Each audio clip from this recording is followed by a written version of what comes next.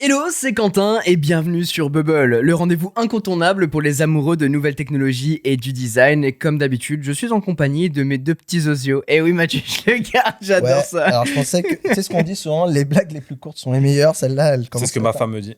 Eh ben, vous savez quoi, dites-nous dans les commentaires si on garde les osios ou pas. Mathieu est contre. Moi, voilà, ça y est, j'ai pris l'habitude. Bah, on serait en 1822. Je te dirais bonjour. Voilà, avec quelle voix ? Bienvenue sur le podcast Daily Bubble, celui qui vous parle de la technologie et l'avancée de nos transistors. Écoute, sinon, je vous appelle les Bubble Pots. Oh, tu putain. vois ? Ah bah voilà, là, du coup, c'est plus le même truc, tu vois. Le mot m'a épuisé. Les bubble pots. En tout cas, le programme va être bien sympa parce qu'on va parler de pas mal de produits qui sont sortis et qui vont sortir. Et il y a des très très belles choses qui arrivent. On va parler de robotique. Un petit peu, on va se plonger dans le futur. Et puis il va y avoir aussi un côté très design que j'aime beaucoup. Comment ça va vous avant de partir ? Je suis fatigué, je suis usé par la vie, moi. Ma semaine m'a trop pris. Je suis perdu dans les limbes de... Je me rappelle la dernière fois que j'ai dormi. Ah, ça c'est pas mal. La dernière fois que j'avais un oreiller sous les oreilles. C'était bien. Mathieu, non, mais ça va, très content d'être là, moi, comme d'habitude. Mathieu, t'as sorti ta vidéo sur le MetaQuest 3, là, ça y est ?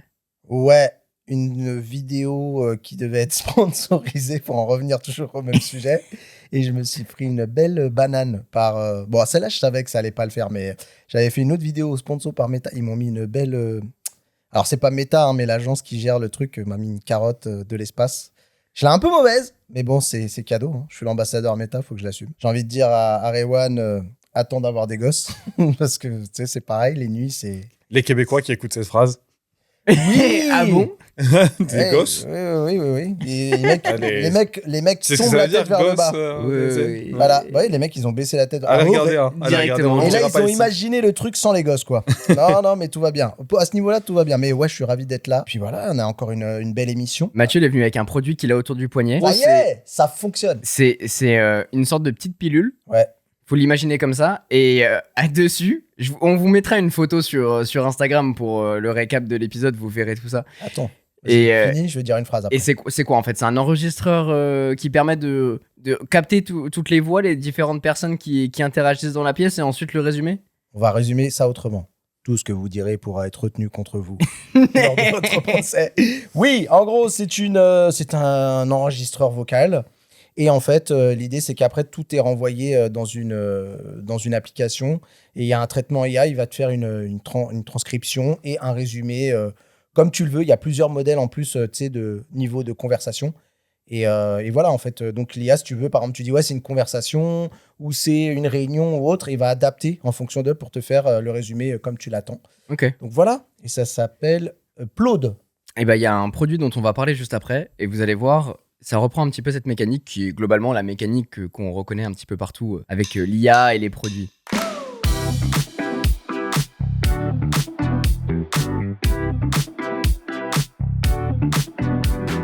Les amis, on a pu parler de Severance à plusieurs reprises dans ce podcast. C'est une série que j'ai éclatée.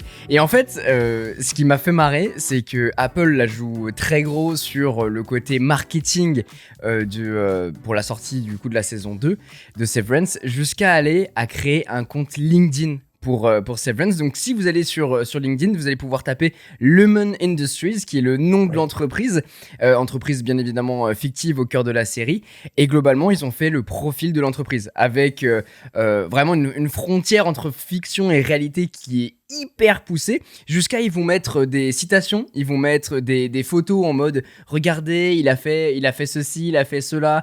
On voit vraiment l'activité finalement de l'entreprise, et ça a fait un coup de publicité et de spotlight sur la série qui est assez énorme, mais ça va des arguments commerciaux jusqu'à imaginez pouvoir aller au travail sans être perturbé par vos problèmes personnels, ou imaginez pouvoir rentrer chez vous sans jamais penser au travail. C'est vraiment ce truc-là où ils vont pousser le côté dissociatif, qui est le thème de la série, en disant les gars, allez dans notre entreprise. Et puis tu vas aussi avoir des publications aux 9 principes fondamentaux du fondateur. Enfin vraiment, ils ont poussé le truc, ils ont pris la série, ils ont fait ok, on est une entreprise, on va mettre ça sur LinkedIn. Et j'ai trouvé ça trop fort en fait, comme coup de marketing. Ouais. Tu sais, je regarde, il y a des posts genre vraiment sur l'esprit de la série, l'aspect dissociatif, etc. Ouais, c'est assez rigolo le fait d'avoir poussé le truc aussi loin. Et apparemment, il y a plein d'indices cachés aussi, de easter eggs par rapport à la série, des trucs qu'on peut découvrir, mais il n'y a pas de... Il y a des gens qui ont scruté, hein, évidemment. Il n'y a pas de spoiler. Il n'y a pas de spoiler, il n'y a pas de trucs comme ça, donc... Ça, c'est cool. Ils ont réussi à trouver le bon compromis entre on vous balance des actus, mais en même temps, on vous en dit pas trop. Le truc qui serait très marrant, c'est que Apple vende l'ordinateur là, tu sais, en objet de déco. Ce serait génial. incroyable. Toi, en plus, ce serait tu sais, quand je vois un du peu bénéf gratuit, hein, vraiment. Mais pour, vraiment, du ah merch. ouais. Et je sais pas pourquoi, frère, si je devais le voir quelque part, je serais chez toi. Parce que je sais pas, je trouve qu'il y a trop. Ah, mais bien sûr, t'as mais trop moi, je la le ferais. déco qui s'y prête. Je le ferais de fou. Mais j'ai vu une photo sur Twitter justement tournée avec un mec qui a pris une photo avec le Qui a fait PC, un Lumen plan et imprimé, tout. ou un truc comme ça, non? Je sais pas si c'est imprimé ou alors si le mec était sur le set de tournage. Ouais. Mais doit y avoir un truc comme ça. Mais le mec il a créé un mystère de fou. Moi j'étais en mode mais attends mais je le veux. Grave. Je le veux de fou. Complet. J'ai regardé, il n'y a l'idée, pas d'offre d'emploi sur la page LinkedIn. Ah, mais ils sont 10 001 employés apparemment. 10 001 sur la 10 001. page LinkedIn, j'ai vu 0,1 employé. Ah ouais. Je sais pas, ouais. Peut-être il y a un mec qui s'est mis, ouais, je travaille dedans. c'est ça. Alors, moi, l'actu du jour que j'ai décidé de vous présenter, les mecs, bah, c'est Amazon. Amazon qui est très, très discret sur l'intelligence artificielle, en plus aussi d'être très, très discret sur les assistants. Tu te rappelles, on a eu la grande époque Siri, Google Assistant, etc. Et c'est vrai que Amazon a toujours été plutôt à la traîne, ou en tout cas très peu mis en avant. Bah, en tout Avec cas en Alexa. France parce qu'il me semble qu'Alexa aux États-Unis c'est hyper utilisé. Ouais, mais on sent que même dans la bataille à l'époque qu'il y a eu des assistants, en vrai, on n'en entendait pas souvent parler. C'était Ouais, c'est assez vrai. anecdotique parce que j'ai l'impression qu'en fait, en plus, tu sais, c'était focus vraiment au service de la plateforme Amazon, tu vois. Oui, ça fait un peu de domotique, ça gère tes lumières, ça peut. Mais vraiment, ça avait ce côté un petit peu passage de commande ou autre. C'est d'ailleurs vraiment pour ça que j'ai jamais vraiment pris cet assistant-là. Parce qu'en fait, pour moi, c'était tellement l'assistant à te faire dépenser de la thune, à te faire passer Mais des clairement. commandes, tu vois. Je sais pas si Voilà. tu te souviens, mais pour l'anecdote, j'avais fait une collab avec Amazon Alexa et Pizza Hut. Et en fait, l'idée, c'était de dire, en gros, tu connectes des modules à ton assistant que tu actives ou désactives. Oui. Et globalement, pour l'occasion, avec Pizza Hut, je crois que c'était ça, ou Domino's. Non, c'était Domino's, je crois. Peu C'était les importe. dash buttons, je me rappelle. C'était pas les dash buttons, Ah c'était non, ok. relié directement sur Ah. le Echo. Et en fait, tu pouvais lui demander, donc par exemple, commande-moi mes pizzas préférées. Lui connaissait déjà parce qu'il connaissait tes goûts, ouais. tes Enfin, goûts, tes enfin commandes. tes pizzas préférées, Ouais. puisque tu les avais déjà établies auparavant. Et ensuite, une fois que tu lui as dit la phrase clé, il va directement les commander et tu les recevais. Et pour l'anecdote, du coup, j'avais fait ce partenariat. C'est la première fois que je me suis fait livrer des pizzas avec un mec habillé en costume qui est venu en Berlin me les livrer. Ah What oui, the fuck, C'était mec, un mais l'abus. délire. L'abus. Et on avait fait, j'avais L'abus. invité du coup Mathieu et sa bien-aimée Ouais. pour, Il est où pour le temps justement de- manger ça. Il est où le temps où tu te levais, où tu vas au grec, où le mec il Ah ouais, transpire mais- dans tes frites, il t'appelle chef, il se trompe J'étais sur la sauce. éclaté. Le bon vieux C'est temps, trop. Je me fais livrer par un mec en costume. En La costume, mec. pizza, elle sera moins bonne, je pense. Tu sais que je pense vraiment, que même le mec qui te livre, il se sent mal à l'aise. Hein. Je te jure. C'est Bonjour, quoi monsieur. C'était Votre fou. pain garni de fromage aux rondelles de pepperoni. Le soir, le mec, il se couche, il se dit putain, c'est vraiment ça ma vie professionnelle. Il rentre chez lui, il est habillé comme DiCaprio, Ah, c'est mais ça. il sent les fritasses de chez McDo. Non, le pauvre gars. C'était terrible. Mais revenons à Alexa Plus, du coup. Mais du coup, après, bien sûr, l'histoire, on la connaît. Il y a eu ChatGPT, toute la panoplie de l'IA, Google qui a essayé aussi de se mettre à niveau, Apple aussi qui, tant bien que mal, essaye d'exister, on va dire, dans ce monde avec Apple Intelligence. Et ben Amazon, on n'entendait toujours pas parler jusqu'à ce 26 février 2025 où ils ont annoncé à New York Alexa Plus. Alors, il faut savoir quand même que Amazon, ils ont jamais rien fait, entre guillemets, sur l'IA. Ils avaient fait beaucoup d'investissements dans des boîtes. Il y en a une qui s'appelle Anthropic, que j'aime beaucoup, qui a une IA qui s'appelle Claude, qui est vraiment pas mal. Ouais. Et, Très bon, Claude. Pour le ouais. développement et tout ça, c'est très très Ah bah efficace. là, ils ont sorti Claude 3.7. Bon, on va pas parler d'IA parce que voilà, je vais pas se saouler, mais bref, quoi qu'il en soit, ils ont fait des investissements. Mais là, pour le coup, ils ont annoncé leur service Alexa Plus, qui est donc boosté à l'IA, bien sûr. On va avoir déjà une interaction conversationnelle. Là, on va avoir voilà ces fameuses interactions comme on l'a déjà avec la voix de ChatGPT ou Gemini, etc. On va avoir aussi tout un parti, et là, c'est bien vu de la part d'Amazon, parce que souvent, les IA, c'est très individualisé. Et là, je trouve que Amazon a fait un bon move parce que Amazon, oui, c'est un service d'achat, mais ça touche avant tout une famille. qu'on soit 2, 3, 4, peu importe. Mais là, du coup, ça va avoir un côté personnalisation où donc Alexa Plus va être capable d'identifier de qui il s'agit. Donc, il va sans doute y avoir une première configuration avec les voix, etc. Et je trouve que c'est pas mal parce que, par exemple, moi, qui ai des enfants, eh ben, en fait, c'est bien qu'ils ne soient pas oubliés et qu'il y ait des choses adaptées. D'ailleurs, il y aura un service de personnalisation où il y aura du contenu ou des réponses adaptées si c'est des gamins qui... Limite, qui c'est parlent. une enceinte dans chaque pièce où les Ouais, personnes peuvent interagir même- et il reconnaît la voix de la personne. Ou même l'enceinte du salon. Moi, tu sais, en vrai, mes gamins, ils interagissent énormément avec Google Assistant. Moi, j'ai Google Assistant, j'ai un Home Mini à la maison.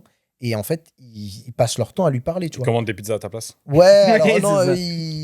ils arrêtent pas de lui demander de la musique et tout ça. Donc, voilà, je trouve que c'est cool qu'ils soient pas laissés sur le carreau parce qu'ils n'ont pas pour l'instant de carte bleue. Ça, c'est pas mal. On va avoir aussi, parce qu'il y a toute une gamme de produits chez Amazon, on va avoir de la vision par ordinateur. Donc, il va être capable d'analyser des images, des vidéos en temps réel pour identifier des personnes ou des objets grâce aux appareils Echo avec caméra. Et pour moi aussi, ce qui est très important, là où je pense que Amazon a une carte à jouer, c'est dans la gestion du quotidien pour gérer des tâches complètes, planifier des voyages, et même pour moi, tout ce qui est l'aspect, l'expérience d'achat Amazon. Tu vois, typiquement, moi, j'utilise certaines formules où, en fait, on a quasiment programmé des achats récurrents sur, je sais pas, moi, tu sais, pour la vaisselle, quand il n'y a plus de Les tablette, capsules, ouais. voilà, ou pour le la rasoir, lessive. changer les lames, etc. Bref, pour moi, je pense qu'il y a un truc qui peut être cool, c'est que tu puisses avoir, tu vois, ces achats récurrents, mais imaginons, pour une raison ou une autre, je sais pas, tu as perdu ton paquet de lames de rasoir ou voilà, tu as trop consommé par rapport à d'habitude, que tu puisses peut-être anticiper en lui disant, écoute, normalement, je sais que c'est que dans 2 semaines que je vais avoir mes lames, mais là, il faudrait que tu m'avances la commande ou des choses comme ça.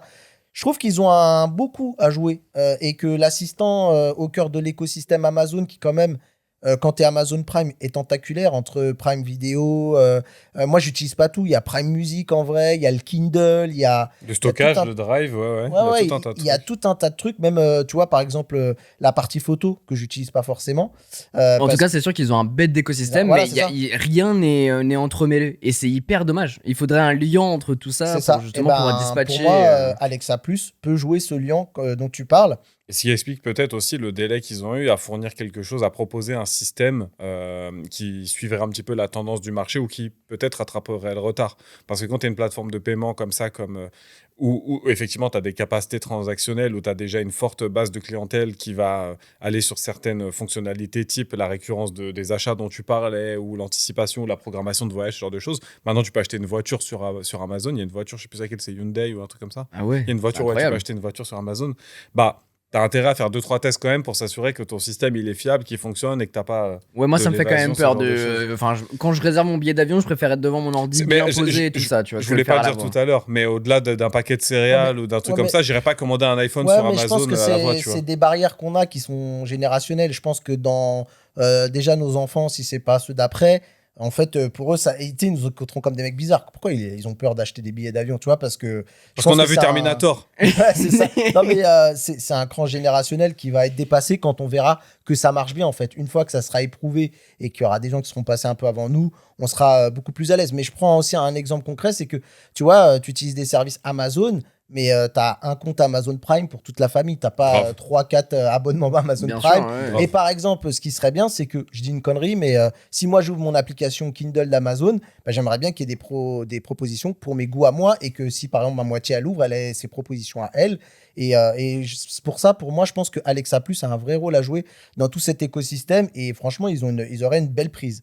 Donc, pour l'instant, c'est annoncé. Comme d'habitude, ça arrive d'abord pour les Américains. Par contre, je suis plutôt, entre guillemets, surpris dans le bon sens, c'est que ça devrait pas trop tarder à arriver pour nous. Moi, j'ai vu sur Internet qui disait que ça serait pour fin 2025 pour nous. La bonne nouvelle aussi, et ça, je sais pas comment ils vont faire, c'est que c'est gratuit pour les membres Amazon Prime. Et je sais pas comment ce business model tient, à force de Ah, tout mais nous offrir. c'est une dinguerie. Voilà. 50 balles par an, C'est ça. t'as tout. C'est ça. Et en vrai, sachant que ça coûterait le service seul à lui-même, si tu veux que l'assistant Alexa Plus, 9,90 c'est 19,99 Oh €. ouais, c'est cher. Ouais, c'est bah, cher de fou si tu le prends tout seul, c'est plus cher que l'abonnement Amazon Bah Prime. ouais. Donc qui va prendre l'assistance sur Amazon Prime? Je pense que l'objectif déjà. Alors, Je pense que l'IA, on s'en rend pas compte, mais ça coûte une blinde en vrai. Moi, je sais pas, encore une fois, comme je le dis, c'est que je sais pas comment ils se permettent de nous offrir autant de services. Mais je pense aussi que le chiffre, il est calibré pour que justement, les gens, ils se disent, à ce prix-là, autant devenir Amazon Prime. Et du coup, bah, tu Mais t'es mets déjà les gens Amazon dans- Prime sans l'assistant, moi je suis désolé. Mais Bah, ouais, j'ai les mais commandes, j'ai Amazon. Limite, juste pour la partie commande le lendemain, c'est déjà rentable. Mais oui, Et en plus, en complètement. cadeau, t'as tout le service T'as tout le vidéo reste. qui est derrière. Mais Parce oui. que c'est les deux seuls que j'utilise, moi, perso. Donc, en vrai, c'est rentable fou. Après, comment c'est peut-être aussi une stratégie commerciale pour attirer les gens et dire, regardez, nous aussi, on a notre assistant. Il y a des géants qui sont déjà établis avec des Microsoft, OpenAI, Google, etc. Venez vers nous, ça vous coûte pas plus cher parce que vous êtes déjà tous Amazon Prime, et peut-être que c'est la technique dissuasive du prix des $20 par mois. Et en plus, ça leur permet de potentiellement avoir davantage de données pour entraîner les modèles bien aussi. sûr. Ah ouais, bien sûr, parce qu'on le rappelle quand même, Amazon, c'est une boîte tech. Hein. Derrière, Bah, c'est il y a le AWS. cloud voilà, d'Amazon. Bref, Le patron de maintenant était l'ancien patron d'AWS qui est passé patron d'Amazon Ouais, tout court. bien sûr. Et la stratégie aujourd'hui, elle est grave misée sur les services cloud. Donc, quoi qu'il en soit, bah, en vrai, je trouve que c'est une bonne chose, qu'ils ont une vraie carte à jouer. Amazon, Alexa Plus, ils reviennent un petit peu, que ce soit dans la course, à l'IA et aux assistants. Et je trouve que c'est bien parce que ça continue de multiplier les facteurs, les propositions pour nous consommateurs. C'est bien. Je sais qu'il y a un PC dont tu es absolument fan, et d'ailleurs, c'est ton daily, si je puis dire. C'est mes daily. C'est tes daily en Parce plus. que j'en ai Oui, deux. parce que t'en as deux. C'est Framework. Alors, c'est une marque que peut-être peu de monde connaissent. C'est pas Dell, c'est pas Apple, c'est pas Asus, etc. C'est Framework. En gros, c'est un PC que tu peux build toi-même, mais surtout, c'est pas juste le PC C'est vraiment galère, quoi. archaïque où tu vas rajouter des trucs. Rue Montgalet. C'est- Toi, t'as un ancien Rue Montgalet, il a C'est dit. terrible. J'ai incroyable. le permis papier rose. je Oh te rappelle. putain, c'est vrai. Globalement, tu peux clipser des accessoires dessus. Si tu veux Alors- changer ta prise, tu peux le faire, c'est ça? T'as oublié un terme crucial, si je peux me permettre dans la phrase, c'est que tu dis oui, c'est un PC qui est DIY, machin et tout. Enfin, la plupart des PC sont DIY. Là, c'est un PC portable, surtout. Oui, c'est un PC portable DIY. Portable Oui. qui est DIY. Et surtout, le paradigme de framework, c'est on veut réduire le e-waste. Donc, tout ce qui est l'électronique des composants, en fin de compte, tout ce qui est. Demain, tu pètes l'écran de ton iPhone, globalement, tu jettes l'iPhone. Modulo, le réparateur agréé, ça te coûte le prix d'un iPhone. Là, Ouais. ils veulent faciliter l'accessibilité des pièces si jamais tu les pètes et surtout l'upgradabilité, c'est-à-dire le fait de pouvoir améliorer ton appareil si jamais tu as des composants qui viennent trop vieux ou qui correspondent plus à tes besoins. Donc Framework, le PC portable Framework, ou puisque maintenant il y en a plusieurs, c'est des composants que tu peux améliorer dans le temps. C'est-à-dire que demain, en théorie, tu as un nouveau processeur qui sort pour le PC que tu utilises. La carte mère fera le même format, tu pourras juste retirer la carte mère et la remettre mettre la nouvelle dans le châssis que tu as actuellement. Elle fera la même taille, elle sera toujours compatible en fait avec le nouveau châssis. Et même, il y a des trucs fous que tu m'as montré quand tu l'as reçu. C'est juste, par exemple, aujourd'hui, j'ai besoin de 4 ports USB-C. Tu as Tout à 4 fait. ports USB-C. Demain, tu vas faire une présentation dans une école. Tu enlèves une prise USB-C pour mettre une prise HDMI. C'est ça, tu as des C'est petits trop modules malin. que tu peux débrancher et rebrancher à volonté sur ce que tu veux. Tu peux étendre ton stockage, USB-A, USB-C. Ils vendent même le module Ethernet full size avec un port à 2,5 gigabits. Après, tu peux le personnaliser, changer le cadre, changer l'arrière. c'est Changer ça, la couleur, ils te vendent les modules de couleurs séparées et même les plans sont disponibles. Si toi tu veux imprimer tes propres modules, tu peux le faire chez toi si tu as des connaissances en microélectronique, etc. Tu pourrais très bien faire ton propre module. Je trouve le concept absolument génial. C'est exceptionnel. Moi, je suis très fan de reuse. Je suis très utilisateur de second hand. J'essaie de pas trop acheter neuf. J'ai des potes qui savent que moi, quand ils me filent quand ils se débarrassent d'un truc électronique, ils me le filent pour voir si soit je peux le réparer, soit je peux le donner à des gens qui ont besoin. Donc ça m'arrive régulièrement de reformater des PC pour le filer à des gens qui n'ont pas l'argent pour s'en acheter un pour leurs études, etc. Et Framework, c'est un truc que je soutiens beaucoup. Pour la petite histoire, j'ai connu ça comme, je pense, pas mal de gens à travers la vidéo de Linus Tech Tips. Qui est de la chaîne Linus Tech Tips, qui est Linux Sébastien, qui est un YouTuber canadien qui est connu surtout sur la plaque Amérique, c'est ça, ouais, canadien exactement.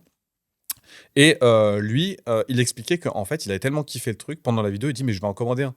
Alors qu'avant, ça faisait, je sais plus, 5 ou 7 ans qu'il n'avait pas acheté un PC. Il en avait eu d'autres. Oui, il les reçoit via des sponsors et tout. Ouais, tout à fait. Et il a dit ça, j'ai tellement kiffé que je l'achète. Et c'était son daily driver depuis. Il a pas investi chez eux C'est là où je voulais en venir, exactement. Il a tellement kiffé qu'il a contacté le PDG de la boîte, le mec qui a créé la boîte, qui est, ça va te plaire, c'est un ancien de chez Oculus. Ah oui. C'est C'est Palmer Luckey.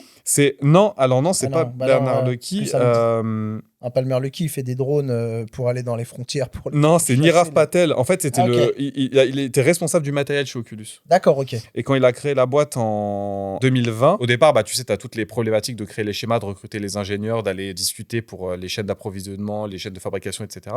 Et Linux, il a investi 224 898,37 dollars dans la société, donc quasiment un quart. 37 cents. Un quart, 37 cents, exactement, 37 cents. Donc il a globalement un quart de million de dollars dans la société. En tout cas, toi, c'est vrai que t'en as deux, un pour le taf et un perso. Exactement. Ouais, tout à fait. Je l'avais acheté pour le perso à la base. J'ai tellement kiffé. En fait, dans mon taf, ils m'ont filé un MacBook M2. Ouais, c'est le meilleur, le plus haut de la gamme M2. Et je dis, mais écoutez, c'est gentil, mais je fais de la cyber. Le Mac, ça me m'aide pas trop dans le truc. J'ai beaucoup de choses à payer derrière. Si je veux, tu sais, faire de la virtualisation, il faut que j'ai du parallèle, etc. Je leur ai dit, reprenez-le, filez un autre C'est dommage. employé. Donnez-moi l'argent, filez-moi un framework. Oh, oh, T'aurais pu penser aux copains. Non, mais comme t'étais dans cette démarche, tu sais, quand t'as du matos, on te le donne. Tu Ouais, là, c'est du matos de la boîte. Oui, En bon, général, je suis plutôt... ça, c'est pas obligé T'es de mal à penser. taille du rat. Admire l'envergure du rongeur. Sur celle-ci, ouais, c'est vraiment le ragondin. Mais ouais, du coup, j'ai récupéré le framework, j'en suis très très satisfait. Sinon, de toute façon, je l'aurais pas demandé à la fin en perso. Il est posé là-bas, là, à droite, quand on enregistre le podcast. Donc t'as une version 13 pouces. 13 pouces. Mais là, ils viennent de sortir le Framework Laptop 12, qui serait un peu le petit frère de celui que t'as, plus Alors, coloré. Ils l'ont annoncé. Il n'est pas encore sorti, Ok. puisqu'ils ont tenu leur événement, un peu leur keynote, finalement, qui s'appelle le Framework Second Gen Event. Et ils ont annoncé un framework 12 pouces qui diffère un poil du 13. Donc le 13 fait 13,5 pouces. Le 12, je pense qu'il fera 12 pouces. 12,2, ouais. 12,2. Et surtout, en fait, c'est un convertible. Le Ok. framework laptop, c'est un laptop traditionnel. Donc c'est pas tactile, on peut pas le faire pivoter. Tu peux pas le dans faire tous les pivoter, sens. tente, etc., le Ouais. retourner. Le framework 12 pouces, c'est vraiment un qui se veut plutôt tourner, utilisation très nomade avec un écran tactile. Il y a un stylet, tu pourras acheter un stylet a priori. D'accord. Oui, Il t'as est une disponible charnière dans à plusieurs- 360 degrés, du coup, pour le C'est- passer du mode laptop c'est au ça. mode C'est tablette. quand même ouf parce que je trouve que c'est un marché qui a un peu du plomb dans l'aile. On en fait de moins en moins, je trouve. Je suis assez d'accord, il y a une Ouais. grosse hype Ouais, au tout là-dessus. début, Je sais ils qu'ils ont- faisaient des. Lenovo faisait des yoga Bah, et HP, tout. tout le C'était monde. la. C'est- Waouh. C'était clair. Parce Ouais, que en ouais, fait, c'était poussé par Microsoft avec leur Windows 8 déjà dégueulasse et le 10 après, où ils ont essayé de miser sur le tactile pour faire concurrence aux tablettes iPad et Unifier tout l'écosystème, Android. que ce soit téléphone Ouais. et tout ça, c'était Mais c'est vrai que sur le catastrophique. concept, c'est assez intéressant d'avoir une tablette que tu peux quand même utiliser en tant qu'ordinateur pour avoir ces logiciels. Ouais.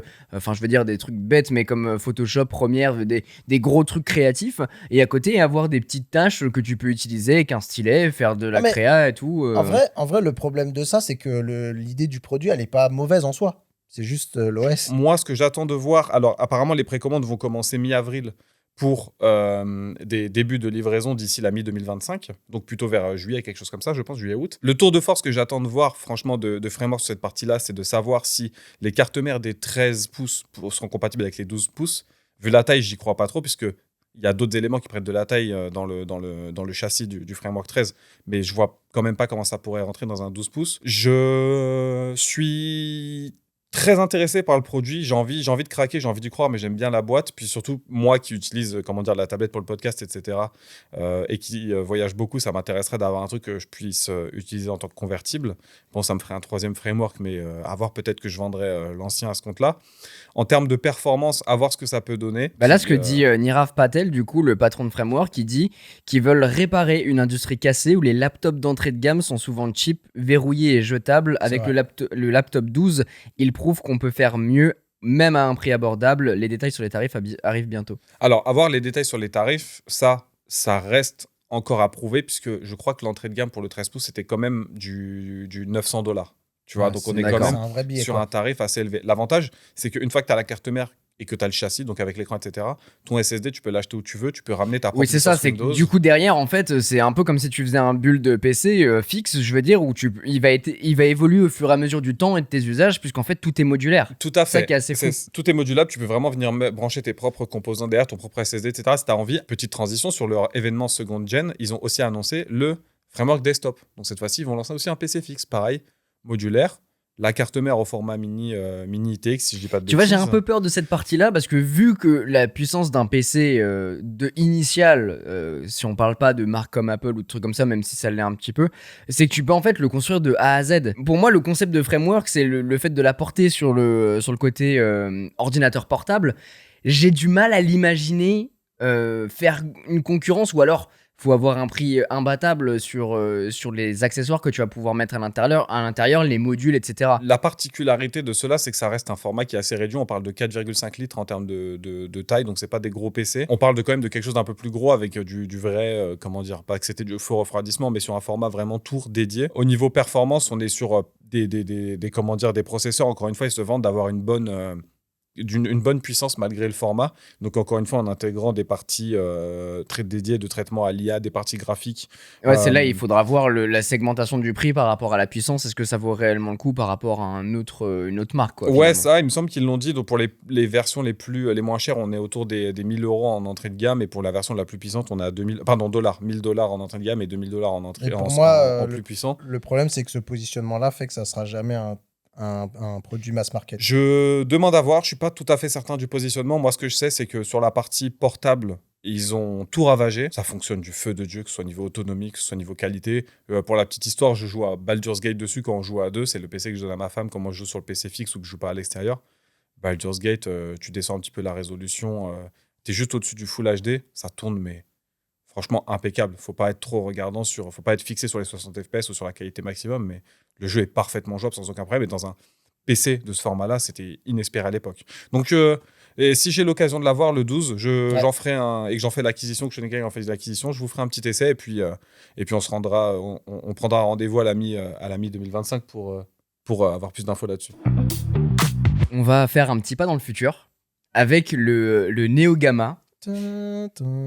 Pardon. C'est le robot boosté à l'IA qui effectue les tâches ménagères à votre place. Oh putain, j'achète tout. Alors, moi, j'ai directement une question pour vous. Si jamais le futur de la maison intelligente et votre futur chez vous, c'est, sans parler de prix, machin, si jamais c'est l'assistant humanoïde qui est capable de vous faire un café, plier le linge, juste discuter avec vous, T'imagines? est-ce que vous achetez ou pas? Mais de ouf, mon gars. Et tu sais que c'est un pas dans l'avancée humaine. Ouais. Moi, j'ai vu iRobot, hein. Moi, pour sortir dehors, pour qu'il m'empêche de sortir chez moi et qu'il me casse la gueule. Ça va sauver des couples. Les femmes qui pensent que c'est... pense à son couple Mais direct. regarde, me casser la les gueule, le femmes qui robot. pensent que c'est en luttant pour leurs droits Non, des robots, ça suffit. Fin du game. J'ai vraiment Voilà. pas parlé des femmes, j'ai C'est juste parlé de terrible. robots. Oh Je putain. prends pas de piste de position là-dessus. Chez moi, c'est moi qui fais le grave. ménage.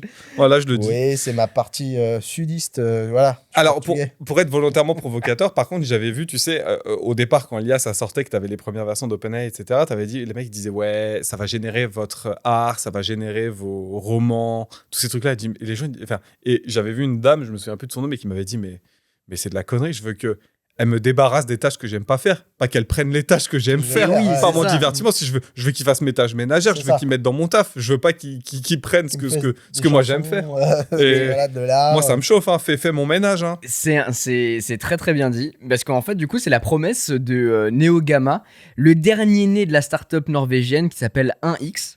Et globalement, ils veulent révolutionner notre quotidien, 1X. nos foyers. Ouais, c'est la boîte, elle s'appelle 1X. Je pensais que c'était un déficit d'Elon Musk, pardon, excuse-moi. Non, ben alors, dans Lui donnez pas l'attitude, l'idée. dans le Plus robot, souvent. Il n'y a pas assez de caractère en général. il y a des trucs. Mais en tout cas, c'est vraiment. Ils ont misé sur la prouesse technique d'un robot qui, en plus d'être très fluide dans les mouvements, dans la manière d'interagir, c'est un robot qui est boosté du coup par l'IA et du coup peut tenir une conversation de manière très fluide. Ce qui est assez dingue, c'est qu'on a toujours cette image, tu parlais d'iRobot, d'un robot très froid, un petit peu hostile, austère, où on se dit merde, ça fait peur un peu. Et bah du coup ils sont allés un peu à contre-courant, à demi-mesure, dans le sens où le Neo Gamma, il arbore une silhouette douce, dans le sens où il est pas, comme s'il avait un vêtement sur lui. Il est tricoté pour justement, il est recouvert en fait d'un tissu tricoté en nylon pour justement apporter cette touche un petit peu plus douce et un choix esthétique qui tend à rendre l'interaction plus naturelle et à renforcer un petit peu la confiance qu'on peut avoir dans le robot et surtout avec les utilisateurs. Pas un truc trop froid, mais maintenant, quand on regarde sa tronche, et je vous invite à aller checker sur Instagram la photo qu'on a mise, on a une façade noire avec 2 billes qui sont sans doute des caméras, j'imagine, et des capteurs. Tu dors dans le noir, le truc qui s'allume tu sais, au loin. Ouais, avec Il va s'allumer en rouge sur le côté. Vous êtes une menace pour la maison. Ta meuf, elle se réveille le matin, elle dit mais t'es debout depuis longtemps? Oui, 2h du matin. Le robot s'est allumé, j'arrive plus à dormir, je suis parti bosser. Un verre d'eau, monseigneur. Sur la vidéo de présentation, il a un air trop mignon, la manière dont il se déplace, on dirait un petit peu un enfant, tu sais, on dirait que c'est exactement ça. Je trouve qu'on dirait qu'il boite. Moi, j'ai l'impression. On dirait qu'il a très envie d'aller aux toilettes. On dirait qu'il a 2 doigts de se chier dessus. Moi, je te jure, je suis en train de le regarder. T'as envie de lui dire, t'as des courbatures, qu'est-ce qui se passe? Je suis mort. Mais c'est vrai que Il se dandine. je trouve que du coup, dans la manière d'interagir, de se mouvoir dans l'espace, il a un côté. Alors, c'est vrai que c'est pas très naturel. Parce que bon, tu sens qu'il se tient pas droit, machin, mais du coup, il y a un côté hyper mignon à la Baymax. Je sais pas si vous avez vu ce dessin animé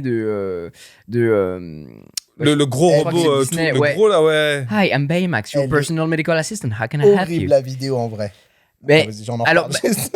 je dirais pas horrible, mais en tout cas, c'est sûr que tu comprends un petit peu les mouvements que peuvent apporter ce robot dans ton habitat. Et ce qu'ils ont implémenté, c'est un énorme taux d'apprentissage par rapport au mouvement, à ton quotidien. Il est On est en train de regarder la vidéo. On est en train de regarder la vidéo. Non mais en fait, pourquoi on devient ouf? Parce que moi, je regarde le niveau de déni de l'humain. Le mec, il est là, il fait des mouvements. Les autres, ils le calculent absolument Alors pas. ça, justement, ça j'allais y venir parce que ça a été ultra horrible. critiqué. Il y a un Et vrai ça, truc de est-ce qu'on est vraiment proche, est-ce qu'on est vraiment prêt en tout cas à cohabiter avec la machine. Et dans la vidéo qu'ils ont partagée justement, il y a un énorme détachement en fait du robot. Tu me feras pas croire que c'est pas un mec par contre dans les plans où c'est des trucs et tout, c'est un mec dans le squelette. Regarde, il leur sert un truc, il les calcule, il le regarde même pas. Ils en ont rien à foutre, il leur apporte le vin, il est en mode ok merci c'est normal. C'est horrible. Te jure. Regarde, l'autre, elle est en train de méditer, l'autre, il passe. J'ai envie de me suicider quand je vois le truc comme ça. Mais c'est horrible. c'est un gros sujet où justement dans la vidéo il reste complètement ignoré par les humains et apparemment c'est un choix marketing qui pourrait nous amener à éprouver l'empathie pour le robot. Ah, c'est Je sais intéressant. pas- je le sais fait pas ce que d'être vous en pensez. volontairement offusqué. C'est ça. Parce qu'en fait, pour vous remettre un petit peu dans le contexte, ce robot-là, il est vraiment conçu pour accomplir des tâches ménagères. Genre, ton café, on en parlait, plier le linge, mettre les vêtements dans la machine, faire tes draps, etc. Donc c'est vraiment, entre guillemets, l'esclave de la maison. Et le fait qu'il le calcule pas, il y a un côté un peu... En fait, c'est- moi, en fait, Les ce gens qui qui me choque- s'offusquent. Les gens qui s'offusquent, excuse-moi, ça Vas-y. doit être les mêmes qui s'offusquent dans les comment dire, qui ne calculent pas tout le personnel technique de nettoyage, etc. Dans le cadre professionnel, à mon grave, avis c'est aussi. exactement ça. Parce que moi, j'essaie d'être un peu poli, de dire bonjour à chaque fois, vous allez bien et tout. Enfin, d'être juste Juste humain, respecter en fin de l'humain, compte, ouais. juste un minimum de considération. Les mêmes qui critiquent, je me demande si c'est pas les premiers à faire chier quand t'en as un qui est en train de passer le balai ou à critiquer les éboueurs qui font du bruit le matin. Tu Non, vois, mais donc. tu sais que là, par rapport à la vidéo, même mon fils, il a plus d'empathie pour le robot aspirateur que j'ai à la maison, où il est là en train de le regarder, il a les yeux qui brillent en disant waouh, c'est génial. Et là, en fait, moi, ce qui me choque, c'est pas forcément qu'ils sont là en train de le regarder et de lui dire ça va bien. Même pas, tu sais, il se tourne vers lui, un sourire, tu vois.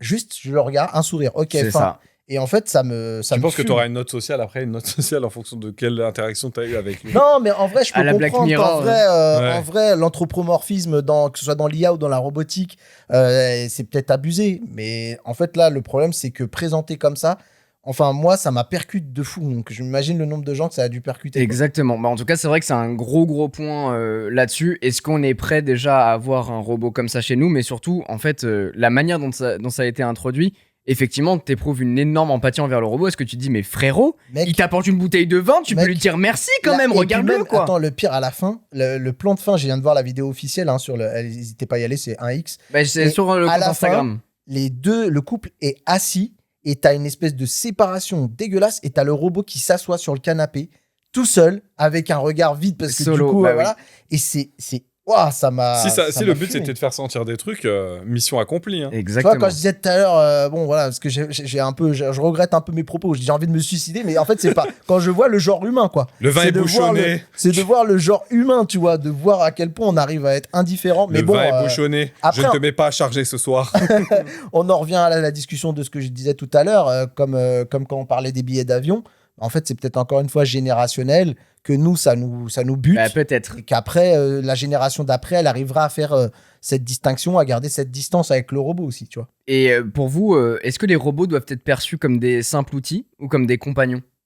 Et moi, alors, le truc, c'est que c'est... Justement, c'est vraiment le En thème fait, là. En fait, le truc qui me trigue, c'est que je me rends compte que j'ai de l'empathie pour un robot à apparence humaine, mais quelque part, c'est vrai que mon aspirateur robot, il passe, je le calcule app, je lui demande pas si ça va, je lui fais pas un regard avec un sourire et tout. Je pense que le problème, c'est que comme il est humanisé et qui nous ressemble un petit peu, c'est ça qui me... Ce qui est à noter aussi, c'est qu'il a un langage un modèle de langage développé du coup par un X, et du coup tu peux vraiment interagir avec le robot, avoir une conversation, ce que tu n'as pas avec ton robot aspirateur. Moi, un truc tout con, mais quand je demande une tâche à ChatGPT et qu'il me répond bien, je lui dis merci frérot, tu vois.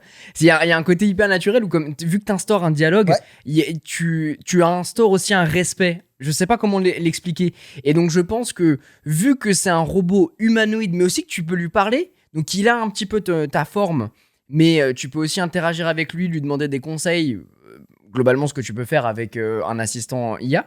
Je pense que l'interaction est plus facile qu'avec un robot aspirateur qui est débile globalement, qui passe l'aspirateur, qui a un lidar et puis c'est terminé. Et je pense qu'on est tous sensibles à l'anthropomorphisme. Tout ce qui a vocation à paraître humain, c'est-à-dire que ChatGPT, oui, tu parles à une tablette, mais comme il y a une voix humaine qui te répond, bah, il y a cette projection qu'on se fait par rapport à cette technologie-là.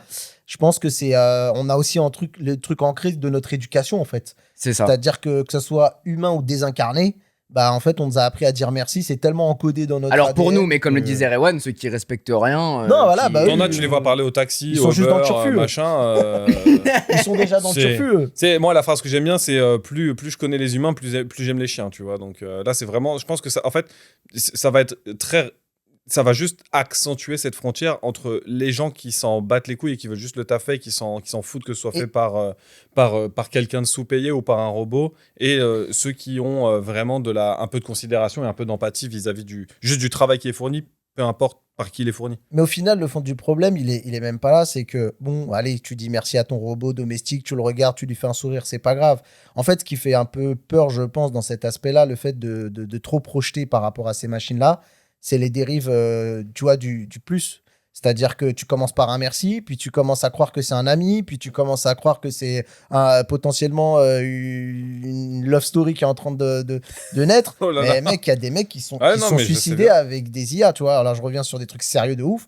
Il y a des gens qui, à cause d'une discussion avec une IA, se sont foutus en l'air. Mais Ça je crois va qu'il y a accentuer un mec l'isolement, là hein. récemment, il y a eu une actualité d'un mec qui s'est marié avec son robot, robot. ouais.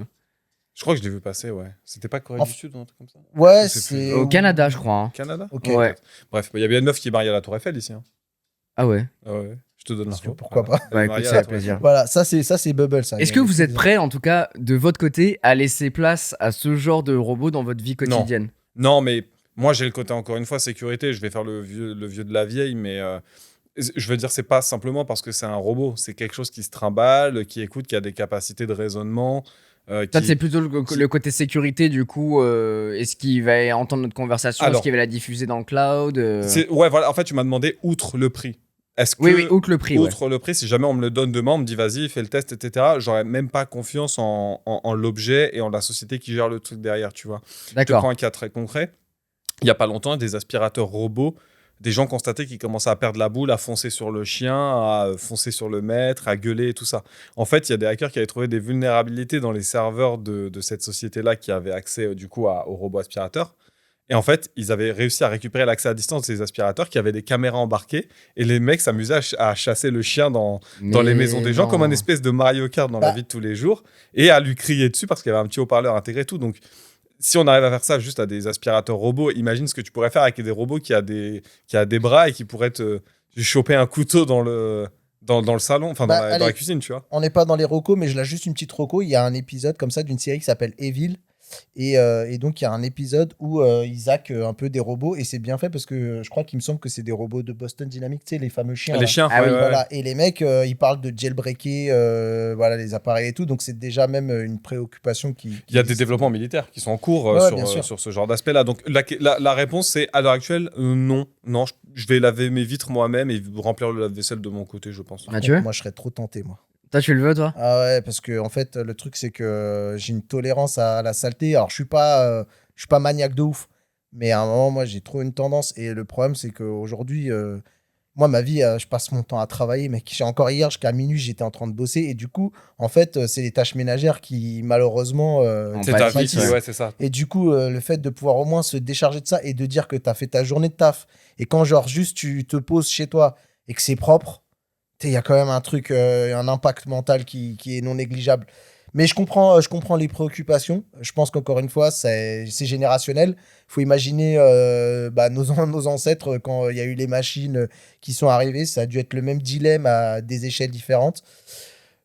Voilà, après... C'était de l'assistance dans le travail. Là, on parle clairement de remplacer. En vrai, de vrai, mec, si il t'as ce genre. y a des machines aujourd'hui qui sont dans des industries où elles ont remplacé les hommes, tu vois. Oui, mais c'est des tâches très très précises. Là, on parle de quelque chose qui va faire les tâches ménagères fin. C'est-à-dire Bah, que c'est pas le après, même ce qui peut être intéressant, donc, sans parler du côté suppression de métier, parce que bah, effectivement, il y a des personnes aujourd'hui qui travaillent Bah, les femmes dans de ce ménage. secteur-là, etc. Bah ouais. Mm. Ma mère, t'es femme de ménage. Mais voilà, donc ça remplace un métier, mais il y a aussi une chose, c'est que ce type de robot peut aussi s'instaurer dans la vie de personnes âgées, de personnes Ah ouais, de handicapées. La Et dépendance pour et tout. ces choses-là, ça peut être très intéressant. Ah ouais. Je sais que ma grand-mère aujourd'hui ne peut plus se démerder toute seule.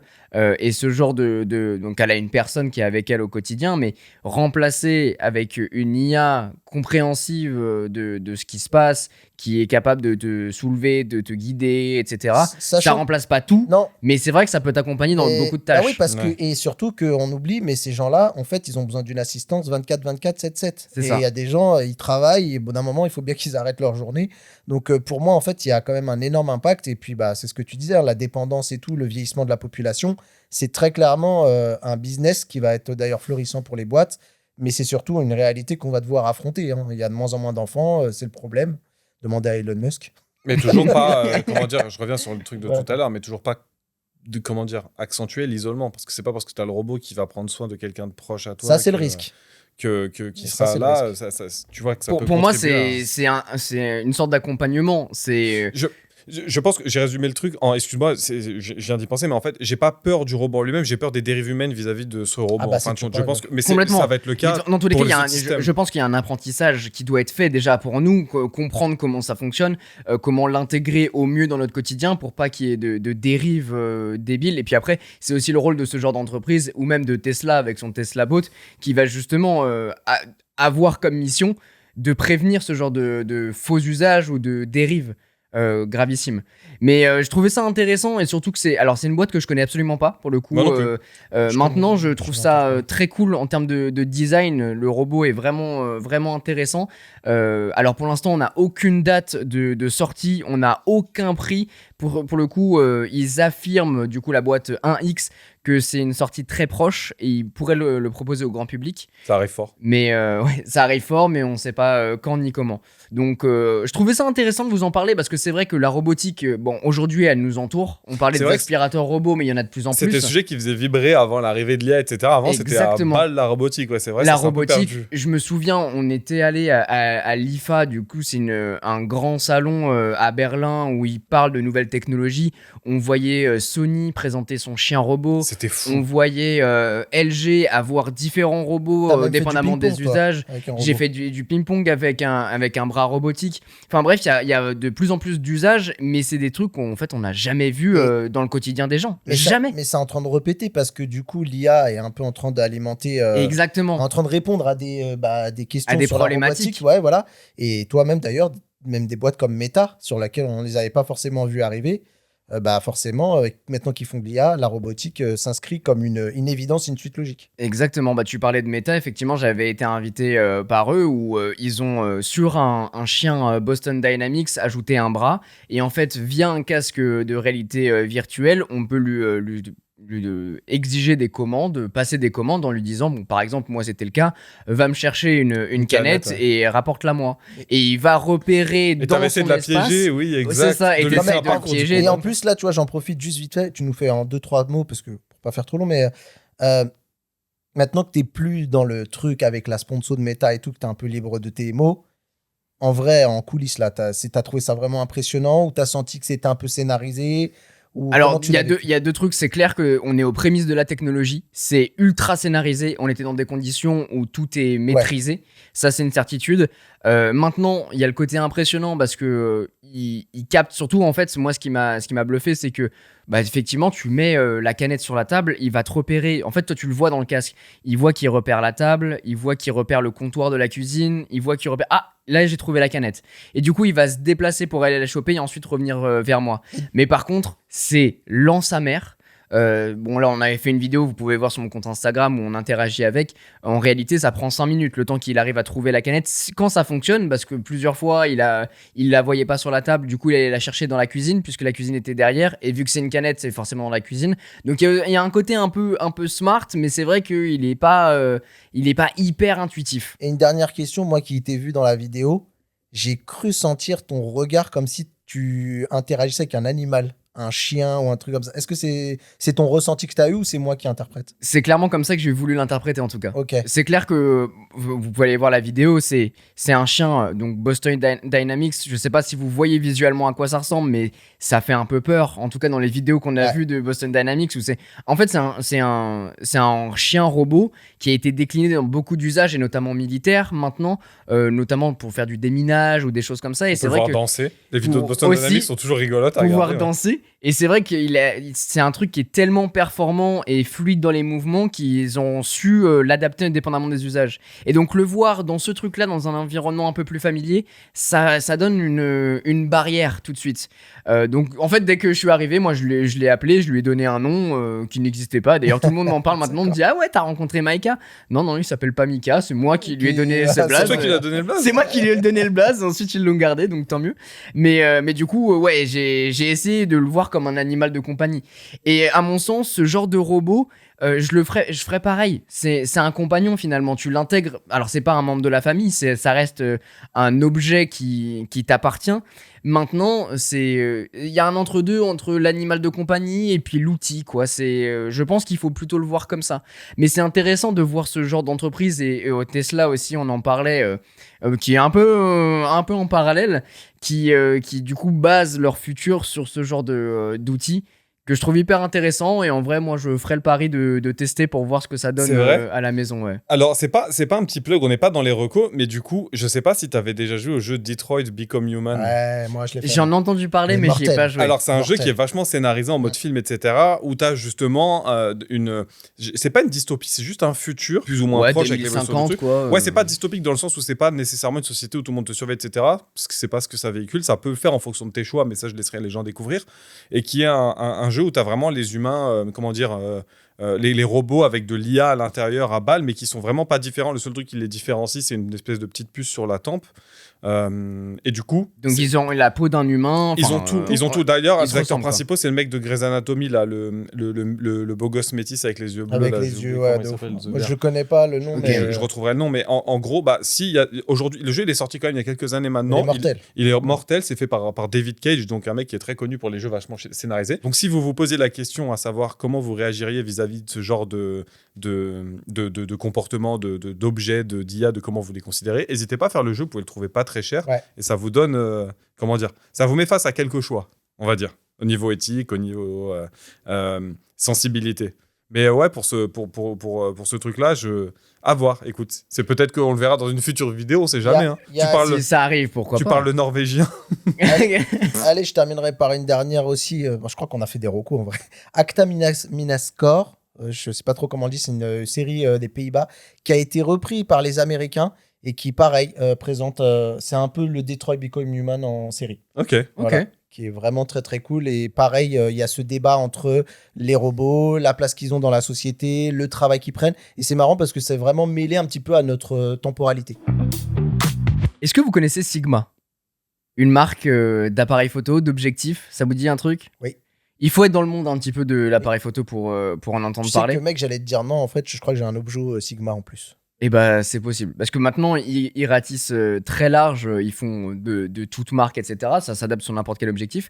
Mais pourquoi je vous en parle? Parce que Sigma, du coup, la marque japonaise, frappe un grand coup en renouvelant entièrement sa DA qui était très très vieillissante. Mais surtout, ils ont sorti un appareil photo compact que clairement Apple aurait pu créer.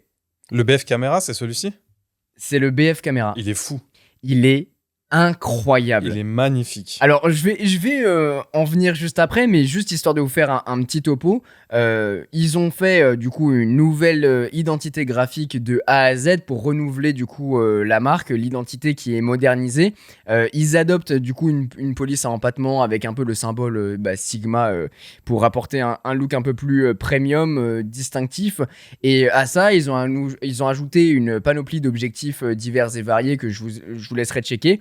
Mais surtout, ce boîtier au design assez révolutionnaire, le Sigma BF, globalement, imaginez-le comme un bloc d'aluminium qui est taillé en une seule pièce, qui propose un capteur plein format de 24,6 mégapixels et de la vidéo en 6K, une monture interchangeable, etc. Mais surtout, l'ergonomie est complètement repensée avec des boutons tactiles, haptiques et des menus simplifiés. C'est vraiment l'appareil photo que Apple pourrait créer s'ils en faisaient un. C'est un design ultra léché. Il y a le minimum syndical, entre guillemets. Il y a le bouton pour capturer, 2-3 trucs pour gérer les menus. Je vous invite à aller checker le compte Insta où on vous a mis quelques photos du BF, mais c'est vraiment hyper impressionnant. Il y a même une vidéo. Ouais, ils font des vidéos, ils ont fait un gros coup de com et franchement Sigma tape très fort avec son truc où c'est pas le premier appareil photo qu'ils aient déjà fait, mais là vraiment on retourne vraiment à l'essentiel avec peu de boutons. On a un grand écran pour contrôler et avoir un retour, mais surtout une petite pilule juste à côté de l'écran qui nous permet de gérer tous les paramètres. Donc globalement, l'écran, le plus grand écran qui nous permet d'avoir le retour, sert vachement de retour. Et le reste, pour les réglages, c'est dans la petite pilule. Donc c'est vraiment très très bien foutu. Il y a une continuité dans l'utilisation qui est vachement bien faite. C'est beau, mais quid de la prise en main? Tu sais, parce que des fois, les boîtiers, on peut en penser ce qu'on veut, mais c'est étudié pour épouser la forme des mains, pour bien attraper. Ah ouais, tout non, ça. là, non, pas du tout. Là, ouais, effectivement, c'est pas un boîtier, tu vois, que tu pourras avoir pour faire des tournages pendant longtemps. T'as quand même la petite lanière sur le côté, tu sais, pour l'accrocher à une dragonne ou un truc comme ça. Enfin, le petit trou pour faire passer ta petite dragonne. Malgré tout, le boîtier, putain, qu'est-ce que c'est beau. Hein. C'est magnifique. Que ce soit la version du aluminium brut, noir. C'est sculpté pendant 7 heures. Pour l'anecdote, pour obtenir cette coque ultra solide et élégante, ça pèse 446 grammes avec la batterie et il mesure 13 cm de long. En tout cas, il est vraiment hyper compact, c'est un nouveau marché qui tient facilement dans la poche, dans un petit sac et il est vraiment là pour concurrencer nos smartphones dans la manière, un peu comme j'ai pu acheter avec mon Fuji, où en fait c'est un truc que tu te balades un peu partout pour réapprécier un petit peu la photo. Il y en a beaucoup qui font ça, même Lumix aussi, ils ont sorti un modèle, complètement. j'ai oublié le nom, mais... Ils font de plus en plus ça parce qu'il y a un nouveau marché qui est clairement en train de se créer là-dessus où tu réapprécies la photo un peu avec les appareils photo jetables. Il y a eu un grand essor de ces trucs-là. La petite subtilité avec cet appareil photo, le Sigma BF, c'est que c'est des objectifs interchangeables. Il est pas fixé dessus. Mais en tout cas, comme tu le disais, c'est que c'est un design ultra minimaliste qui reprend des codes de design qui ont été établis par des plus grands noms du design et notamment le minimalisme comme Apple peut le faire avec ses produits et ils ont carrément misé là-dessus pour avoir cette molette arrière où justement on peut interagir avec toutes les données de l'appareil photo pour faire les petits réglages à gauche à droite et aussi le côté haptique. En fait, toutes les nouvelles technologies qu'on a, que ce soit dans nos voitures, dans nos téléphones, ils l'ont apporté là-dessus avec un boîtier et un design ultra minimaliste. Le haptique qui allie le toucher, le son, les vibrations, etc. pour créer la notion de retour quand tu interagis avec un appareil. Comme on l'avait avec l'iPhone pendant un moment. C'est exactement ça. Avec l'iPhone, avec les deux profondeurs quand tu appuyais. Sur ceux qui ont le Steam Deck, quand tu appuies sur le pavé tactile, tu l'as. En vérité, c'est un Je regrette que l'écran soit pas rotatif quand même. Non, justement, pas d'écran rotatif. Il est tout plat. C'est vraiment un bloc, quoi. Mais parce qu'aujourd'hui, quand même, la photo, c'est beaucoup aussi lié au selfie. Et je trouve qu'en fait, ils vont manquer une population. Parce que je vois, moi, je suis pas trop la génération selfie. Mais les jeunes, de plus en plus, et avec ce genre de produit, de ne pas pouvoir faire de selfies. Tu c'est comme, penses sur ce produit Ouais, alors Moi, ça me fait penser à vraiment concurrencer Leica où tu as un petit appareil que tu peux emmener, un c'est peu exactement sympa pour moi, les c'est plus... Pour moi, je vois ça, si je devais voir le prototype de l'acheteur de ce truc-là, pour moi, c'est limite le mec passionné de street photo, de trucs Ouais, urbains mais, qui sort et machin, mais pour le coup, enfin, je me mets dans cette perspective-là. Si jamais je l'achète pour remplacer le Fuji, c'est des photos que tu peux faire au quotidien. oui. Le selfie, tu vas le garder sur ton téléphone. Bon, après, tu peux le faire, mais c'est pas vraiment adapté.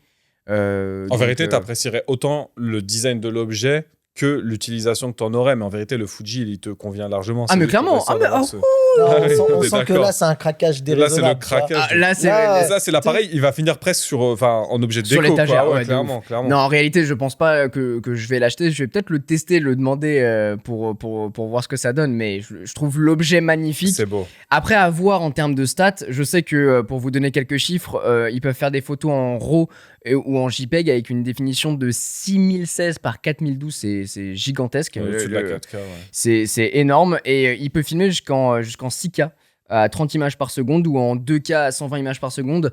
Apparemment, il aurait un très bon autofocus et tout, mais pour le coup, Sigma, je les connais pas du tout sur ce marché-là, donc il y a aussi un côté a priori. Les objets sont cool. Moi, j'en ai. Les- ils ouais, ont ouais. une bonne réputation. D'abord, Alors le les boîtier objectifs, nu, ouais. ils sont, ouais, ils sont pas chers, top. Mais D'ailleurs, généralement, t'as donné le prix du produit, on l'a ou pas? ouais, on l'a. Justement, je vais y venir. Ok. Je veux juste vous parler d'une D'accord. dernière fonctionnalité Avant qui de est assez Avant de nous atypique. refroidir direct. Avant de vous refroidir un petit peu, c'est que dessus, tu as 230 Go de stockage interne. Ah, bien. Donc, t'as pas besoin de réfléchir à te dire je vais mettre une carte SD, Pas de à main, carte. je l'ai oublié. Il n'y a pas de carte SD. Tu peux pas en mettre. Ah merde. Alors, il y a un côté cool parce que t'as un tout en un, tu peux te balader Ouais, avec sans avoir à y penser. Et en même temps, ça Ah, fait chier ouais, quoi. ça fait 230, c'est pas exceptionnel vu la qualité de. Alors, j'ai pas les Enregistrement. données là, mais Non, mais apparemment, si tu fais tu peux beaucoup quand de même vidéos. record pas mal de trucs Ouais. avec. Mais bon, du coup, t'es sûr de pouvoir toujours capturer puisque t'as du stockage en interne. Maintenant, Tu pètes l'appareil, tu peux plus accéder au stockage. En plus, il y avait de ça aussi parce qu'avant, c'est vrai. tu sors le stockage, tu sors ta carte SD, voilà, l'appareil C'est il est vrai. foutu, mais t'as encore ton stockage là.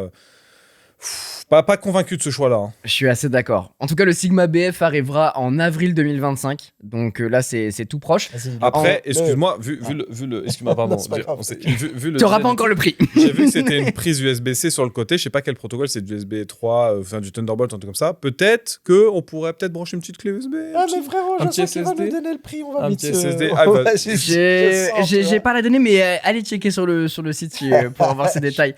Mais donc, il est dispo en noir et blanc. On continue sur le minimalisme. Sigma en profite pour relancer des objectifs. Ok. Je fais durer la... cramé. Il retarde le Tiré truc. dessus. Je l'ai cramé, frérot. Vas-y. Et tout ça pour 1999 $. Allez. Donc tac, hors tac, taxe, prix international. Donc nous. Ouais, je pense qu'on sera autour des tac. 2005 en En France. vrai, je m'attendais à plus.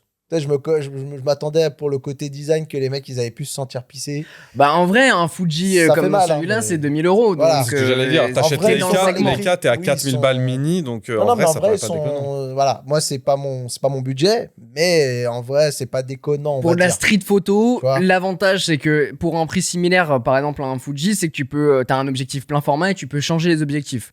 Donc t'as quand même un côté modulable et qui permet de faire à la fois des photos et des vidéos. C'est pas juste dédié à la photo. Là où généralement sur des plus petits boîtiers compacts, tu vas vraiment être focus sur la photo et un peu moins sur la vidéo. Ouais, Même. mais je sens qu'il y a une Mais tendance bon. parce que même Lumix, ils ont Ah, mais fait le oui. move comme ça et eux, ils Complètement. ont l'écran rotatif par exemple pour Ils veulent attirer les le bobos côté parisiens. vlog et tout ça. Ouais. Mais je trouve ça assez génial ce truc là parce que tu reprends goût à la photo. Moi qui prends énormément de photos avec mon téléphone pour justement pouvoir capturer à tout moment sans avoir à sortir mon boîtier. Je sais que par exemple quand j'ai fait le voyage à New York, ça me cassait les couilles de prendre mon gros boîtier Ouais, bah ouais, avec de mon ouf. gros objectif. De ouf. C'est chiant, c'est lourd, tu te le trimbales toute la journée. Quand tu fais des trucs, on faisait 25 km de Moi marche je tous les parle à jours. Barcelone, Donc là, c'est relou. je me tâte encore à savoir si je prends mon boîtier ou pas. hein. Bah après pour de la créa vidéo, Ouais, mais dans les peut-être. salons, tu sais bien que c'est les Franchement. endroits. ah non mais Ah, c'est hyper casse-couille. Mais pour un voyage perso, tu vois, Oui. prendre un gros boîtier c'est relou. au bout Il d'un faudra moment. tester sur les mêmes, sur les segments similaires, c'est-à-dire que tu vas te retrouver globalement autour des 3003, 3004 avec un objectif un peu décent, pas des objectifs plein format, des plus petits peut-être courtes, enfin comment dire, avec la focale que tu règles pas, mais au moins pour pouvoir prendre des photos à l'extérieur. Sur ces prix-là, ça paraît pas déconnant comme tarif si tu es quelqu'un qui est habitué à prendre de la photo et qui a vraiment besoin d'un boîtier qui soit en même temps sympa et en même temps facile à transporter. Il faudra juste voir comment ça se traduit en termes de comparatif sur des choses qui sont positionnées sur des segments actuels. T'as des Nikon, t'as des Canon, t'as des Canon qui sont racontés. Il y a des Canon, bien sûr. Ouais, des PowerShoot, ouais. Ouais. Mais c'est globalement, en tout cas, de ce que j'ai vu sur les mêmes tarifs. Donc, à voir ce que ça donne. Mais surtout, Sigma faisait déjà des boîtiers, mais ils sont pas réputés là-dedans. Ils sont plutôt réputés sur les objectifs. Donc, aussi à voir sur le côté usage du boîtier. Et ils ont eu une traversée du désert, hein, Sigma, donc ils reviennent Complètement. un petit peu de loin. Mais c'est pour ça, je pense qu'ils sont basés sur cette nouvelle identité graphique pour tout revoir de A à Z en apportant du coup un nouveau boîtier style Apple. Et franchement, ça fait du bien. Pour dans ton le plus grand paysage. plaisir, ouais. Ah ouais, c'est magnifique. Le monde regorge de siècles de génie. La physique d'Einstein, la philosophie de Nietzsche, l'innovation de Jobs, des visionnaires ont consacré leur vie à affiner des idées, à repousser les limites et à condenser leur sagesse dans des livres. Ce qu'il raconte, elle est turbo longue, la citation. Là. Ah oui, j'ai dit que je lançais dans une citation, j'ai pas dit ça allait durer combien de Mais temps. frérot, c'est un livre, là. C'est la Genèse, la Bible. Il a lu un article. C'est presque un article. En tout cas, découvrez Marc. C'est le nom du produit. Marc, c'est un marque-page. Un marque-page connecté. Cette info me saoule. Boosted d'IA. Cette info... Non, putain, l'IA encore. Cette info, elle me gave. Je me disais, on n'avait peut-être pas encore créé un truc comme ça connecté, il fallait qu'on le fasse, quoi. Là, t'es le matin, t'écoutes ça en voiture. Là, il doit être, je sais pas, aux alentours, un peu avant 9h pour les gens qui commencent à écouter à 8h. Et tu tombes là-dessus, tu te dis, mais attends, mais j'ai changé de podcast ou quoi? Je suis passé chez qui? Non, sinon le mec regarde, la personne Je regarde. suis chez Thalassa ou quoi? Là, c'est quoi cette citation de fou, Il là a regardé, il a dit, putain, on est encore loin du travail, là.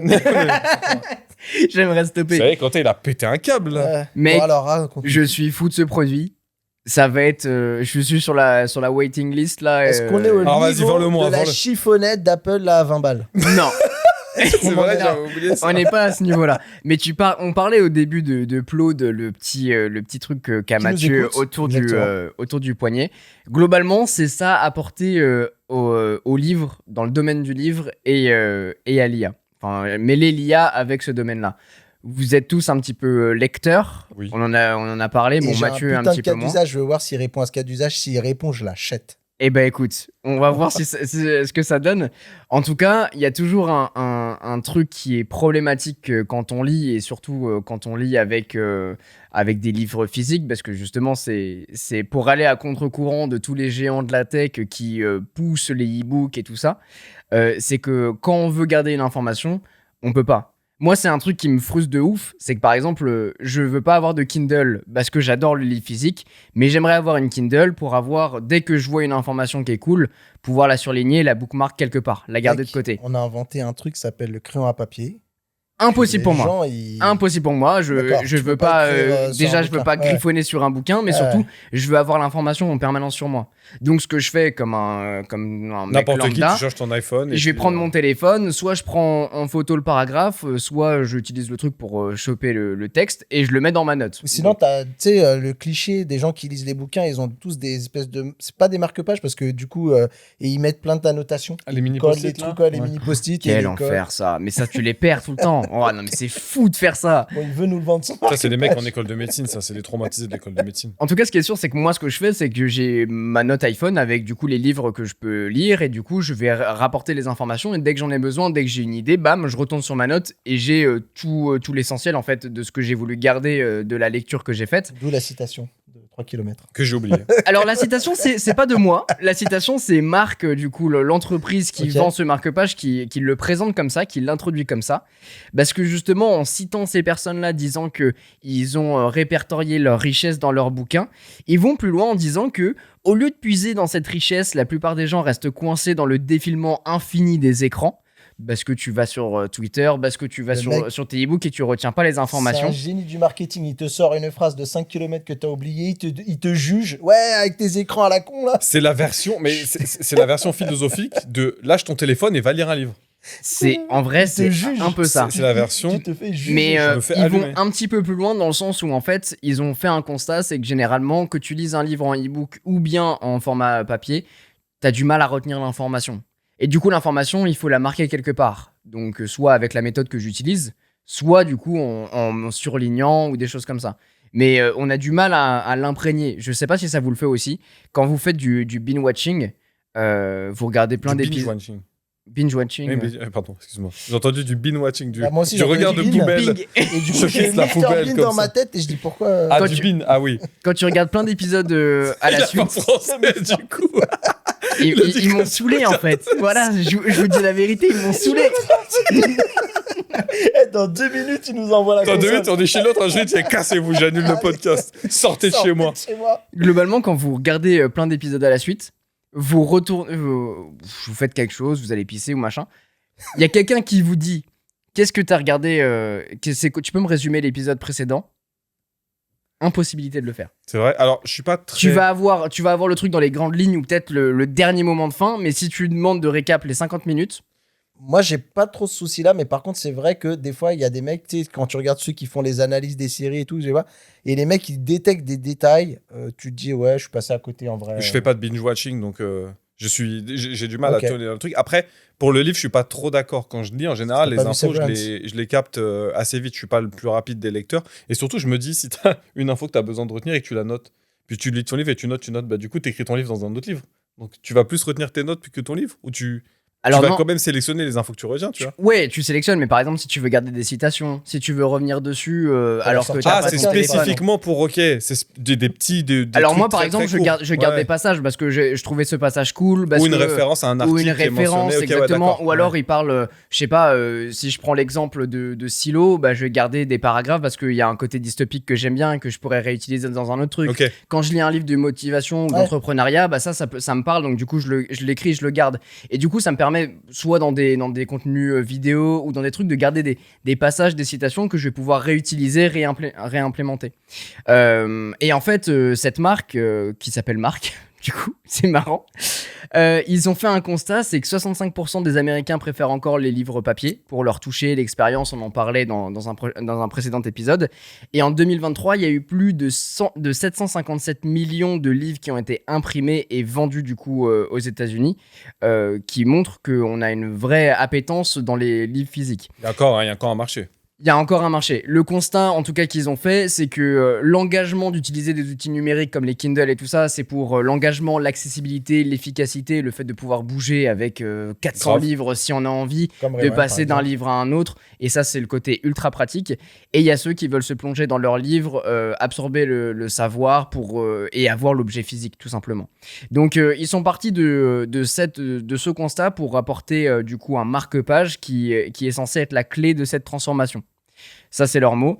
En fait, c'est pas un produit, ils le considèrent plutôt comme un écosystème pour rendre la lecture captivante et enrichissante. Globalement, il faut l'imaginer comme un marque-page de quelques centimètres, entièrement fait en titane, avec un écran sur le haut. Donc quand tu fermes ton livre... Les mecs te jugent parce que tu fais trop d'écran et ils mettent un écran dans le. En titane, le truc, il y a un couteau dans le livre. Alors, je vais y venir à cet écran parce Vas-y. qu'il est important, mais il est pas dérangeant, dans le sens où il va pas te... Alors, peut-être un petit peu, mais on va en parler après. Ils ont vraiment conçu ça d'une pièce en s'inspirant du design Boos. Et c'est une pièce en titane. Quand tu fermes le livre, tu as juste un petit carré qui dépasse avec une molette. Globalement, un produit très minimaliste qui rentre clairement dans... même un peu qui s'inspire du comment ça s'appelle, du Sigma BF dont on a pu parler. Globalement, le livre, le marque-page, comment il fonctionne. Quand vous commencez votre livre, vous choisissez sur le marque-page le livre que vous allez lire. Admettons qu'on parle de Silo ou qu'on parle d'un autre livre, vous allez pouvoir le mettre. Vous cliquez pour du coup valider la lecture et ensuite vous commencez à lire. Donc que vous commenciez à la page 30 ou que vous commenciez à la page 0, parce que là par exemple vous commencez un nouveau livre, on va partir de ce constat-là.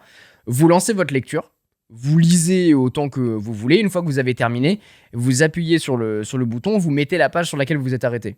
Admettons la page 80. Et en fait, le livre va pouvoir compacter et résumer les pages que vous venez de lire. Le marque-page, ouais. Le marque-page, ouais.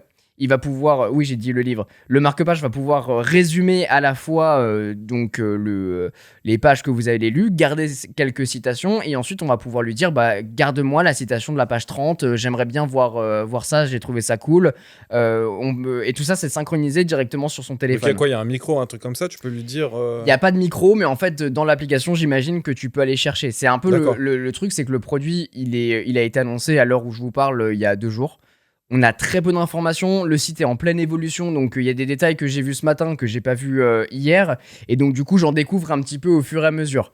Le premier truc de ce produit, c'est du coup de faire des résumés des pages que vous venez de lire, parce que généralement, et c'est le constat qu'ils ont fait, et un peu comme moi, c'est que tu veux garder, préserver des informations, et les avoir stockées dans ton téléphone. Et je reviens à ce que je te disais tout à l'heure, il y a une fonctionnalité donc, du coup, qui pourrait m'aider avec ce marque-page. Je sais pas si ça vous est arrivé, des fois tu lis une page, tu arrives au bout, et en fait tu te rends compte que tu n'as rien compris à ce que tu as lu. Tu sais, tu as une espèce de phase d'absence. Ça me le Tu te dis, putain, j'ai un trou noir en fait. Tu rentres en T'as flow, pensé à un truc, et donc du coup... Ou même, voilà, tu n'as juste pas compris que tu n'avais pas compris la page, quoi. Tu dis, ah ok, d'accord, attends. Donc ça peut être cool, ouais. Exactement, il utilise la répétition espacée pour contrôler les courbes d'oubli. Donc en fait, il va t'envoyer parfois des notifications avec une citation que tu as gardée en te disant « Tiens, pour rappel, dans tel livre, tu as lu ça, garde-le en tête ».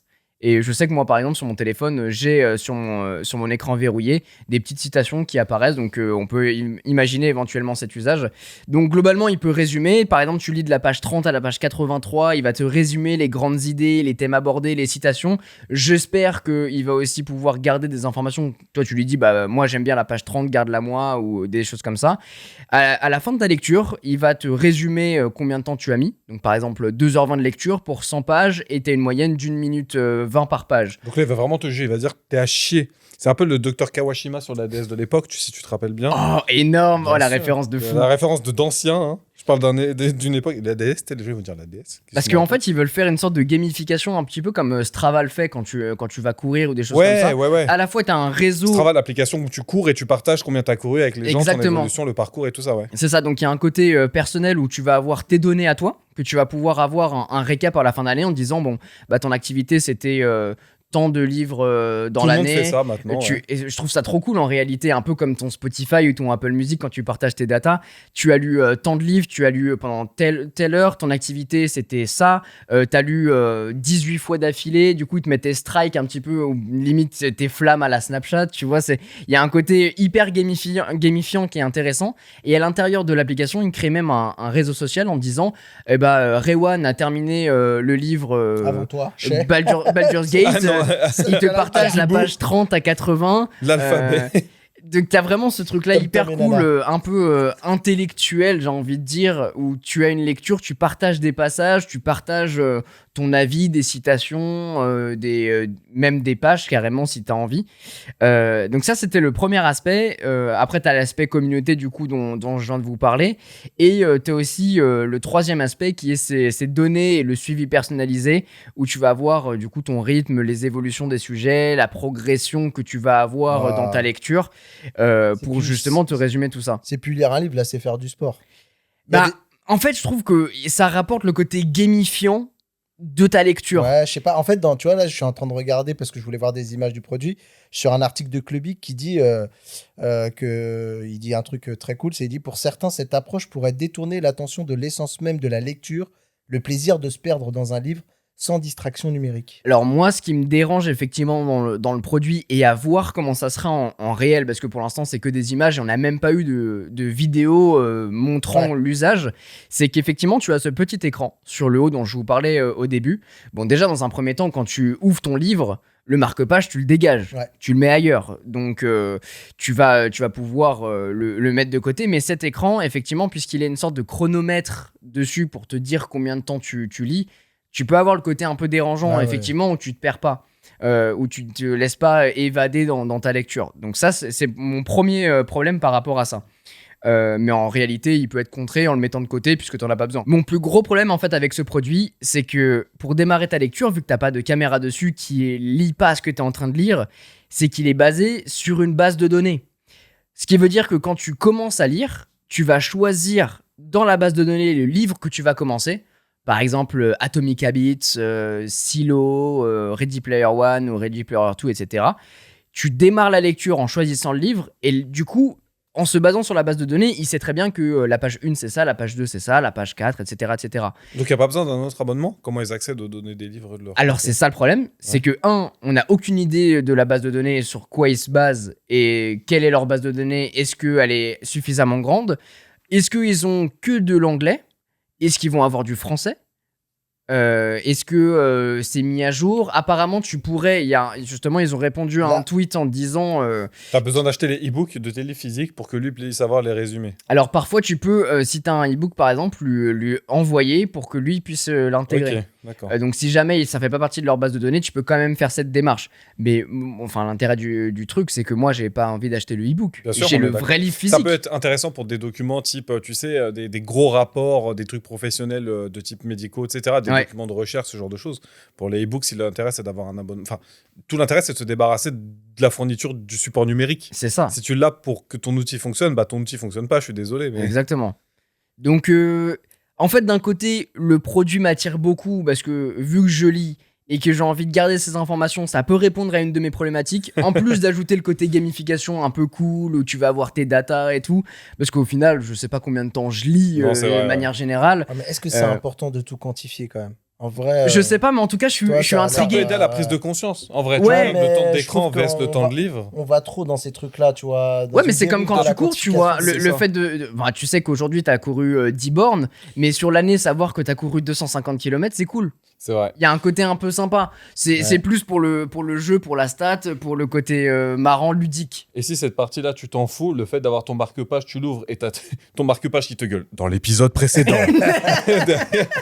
Moi, là, cette idée, tu vois, pourquoi pas. À la fin d'une page qui dit « Ah, t'as compris ?» Mais par contre, ça m'arrive... Alors, c'est rigolo, parce que quand j'ouvre mon livre, moi, c'est un truc qui m'arrive régulièrement, c'est que je mets la page d'avant, en mode, c'était quoi déjà, je finis sur quoi? Ah oui, j'en étais là, c'est vrai. Et après, je remets la page d'après pour me rappeler. Complètement. Donc, j'oublie pas, mais j'ai besoin quand même d'un truc pour m'aider. Si ça peut m'aider, pourquoi Bah pas. là, il pourrait te résumer du coup tes pages, garder tes citations préférées, mais il me manque encore, et c'est tout neuf, donc l'information venant de sortir, on sait pas trop en fait où on va, et notamment, enfin, même le fait de devoir intégrer une waiting list pour pouvoir éventuellement, enfin là, je pense que c'est pour tester la hype, voir si les gens sont intéressés ou pas. Ouais. Mais du coup, Quentin, est-ce que tu as une idée du prix de ce fameux marque-page? Moi, je l'ai vu déjà. Oh, et oui, il sortirait à $129.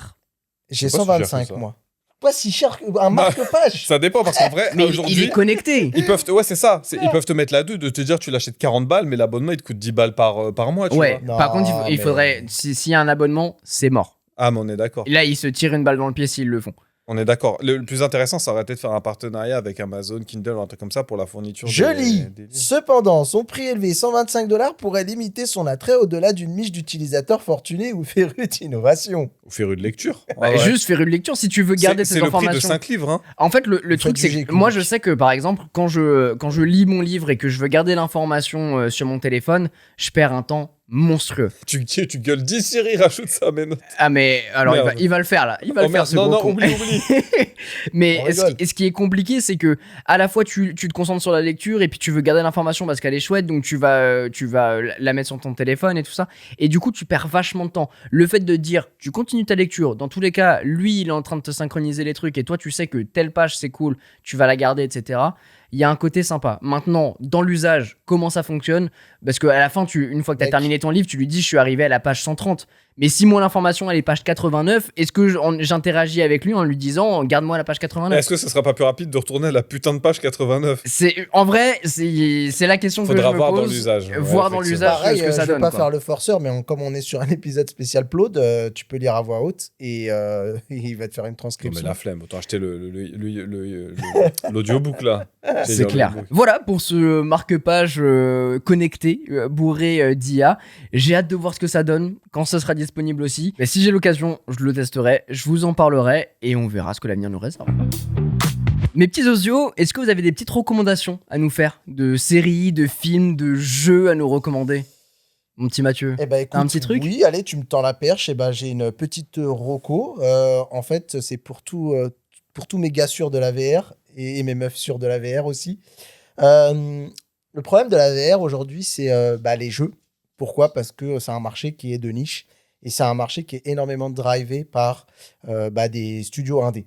Donc, très clairement, on peine à avoir des gros titres. Alors oui, ces derniers temps, on a eu pas mal de choses sympas. On a eu Batman, on a eu Assassin's Creed. Il y a un Alien qui est sorti. Il y a même un Metro qui n'est pas forcément une très, très grosse licence, mais c'est quand même une licence qui compte. Metro, très sympa. Ouais. Et il y a eu Half-Life Alyx. Exact. Mais principalement, on va dire que c'est une plateforme qui souffre un petit peu de manque de jeux AAA. Et c'est un peu une frustration pour les quelques hardcore gamers qui se sont mis à la VR. Ouais. Voilà, après, on pourrait faire toute une histoire sur l'histoire des joueurs VR, mais c'est compliqué. Et Meta, en plus, qui est dominant sur la plateforme, commence à envoyer des signaux. Ils ont envie de lâcher un peu le gaming pour se concentrer sur leur fameux métavers et notamment aussi sur tout ce qui est jeu un peu typologie mobile, tu vois. Ouais. Du free-to-play, de l'achat in-app. De la masse, voilà, ouais. voilà, exactement. Donc, heureusement pour nous, on a une communauté d'irréductibles modeurs, pardon. D'irréductibles gaulois. Exact. Alors là, c'est des modeurs. Merde. Du coup, C'est pas le même c'est coin. autre chose. C'est des mecs qui ont développé ça un petit peu, j'ai envie de te dire, un peu dans leur garage, dans leur temps libre. Et en fait, on a la chance d'avoir une team qui a développé, qui s'appelle Preydog. Alors, c'est un modeur même en particulier. Vous allez voir qu'après, ça va se transformer en communauté. Mais qui a développé un framework qui est capable de permettre à n'importe quel jeu qui se tourne sur Unreal Engine 4 et 5 de pouvoir tourner en VR. Incroyable. Voilà, ça veut dire que tu lances ton jeu et lui, il Et a il créé adapte. un framework. Donc, on injecte un framework dedans qui va permettre d'adapter le jeu et de le rendre compatible VR. Je me suis amusé d'ailleurs à vous faire tester juste avant ce podcast.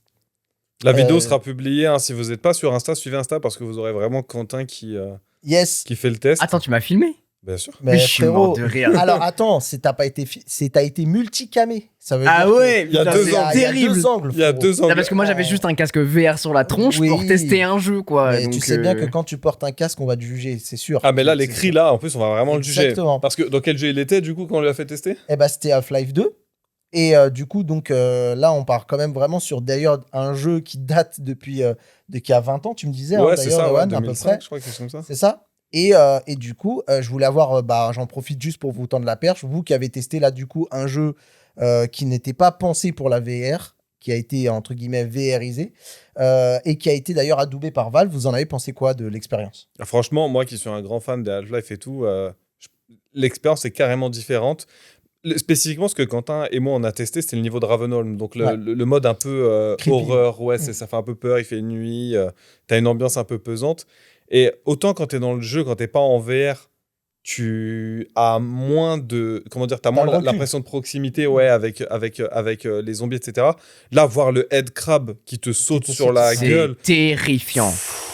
Mais Surtout quand il arrive sur toi en courant et que tu n'as plus de munitions. Et un moment de C'est panique, c'est le terrible. fait de ne pas réussir à choper le chargeur, Exactement. à faire l'action de recharger. Bon, en de plus, mettre là, la balle. on n'avait pas la dextérité parce qu'on connaissait pas bien les touches et tout ça, donc on a Ça perdu. rajoute. Ça Ouais, je vous ai rajoute un lâché petit peu de. dans Ouais. la nature, j'avoue. Franchement, si vous avez le matériel pour le faire chez vous, tentez. Surtout que c'est gratuit en plus. Surtout que c'est. Il Ouais, suffit en d'avoir plus. le jeu, c'est gratos. C'est un mode Donc, gratos. non, Mais ce qui franchement, est, ça ce qui permet est de stylé, c'est redécouvrir. qu'en fait, t'as vraiment l'impression que c'est un jeu VR, quoi. Ouais. C'est C'est là où complètement on se rend compte transparent. en fait qu'il y a tellement de jeux que en fait t'as pas forcément besoin de penser ton jeu en VR.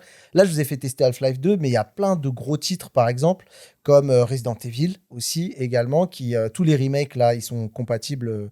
Alors eux ils sont pas sur UEVR mais ils sont pas sur Unreal Engine mais le moteur de Capcom le RE Engine il s'adapte à la VR de manière totalement magnifique. On dirait que c'est presque pensé pour. Et en fait, ce qui est aussi incroyable dans ce que je vous ai fait tester, parce qu'on ne se rend pas compte du travail qui est fait quand même derrière, c'est qu'au-delà juste d'essayer de superposer des images, vous l'avez dit vous-même, vous avez testé le jeu en ayant les motion control, c'est-à-dire que... Ah, les manettes, ouais. c'est T'as ça. les manettes, t'as le menu radial pour sélectionner C'est ça. tes armes. L'arme, quand tu vises, ça part dans la direction où t'es en train de viser. Tu retires le chargeur et tu le remets dedans. Non, t'as l'impression que le truc... Même au niveau des modes de déplacement, tu sais, dans Half-Life Alyx, t'as le choix de soit tu restes appuyé, puis tu vois le cercle sur lequel tu vas atterrir, donc t'as une espèce de téléportation quand toi tu te déplaces dans l'espace. Ouais. Ou tu peux choisir même d'avancer ou de reculer comme si t'étais physiquement en train de Exactement. marcher. Ouais, moi, je vous ai mis la téléportation parce que je suis sujet au motion sickness. Et là, en même temps, je vous ai fait tester dans des conditions un peu dégueulasses. C'est-à-dire que là, on est dans le studio de Quentin et en fait, le jeu tournait sur mon PC chez moi. Donc, tu as déjà un peu de latence et tout ça.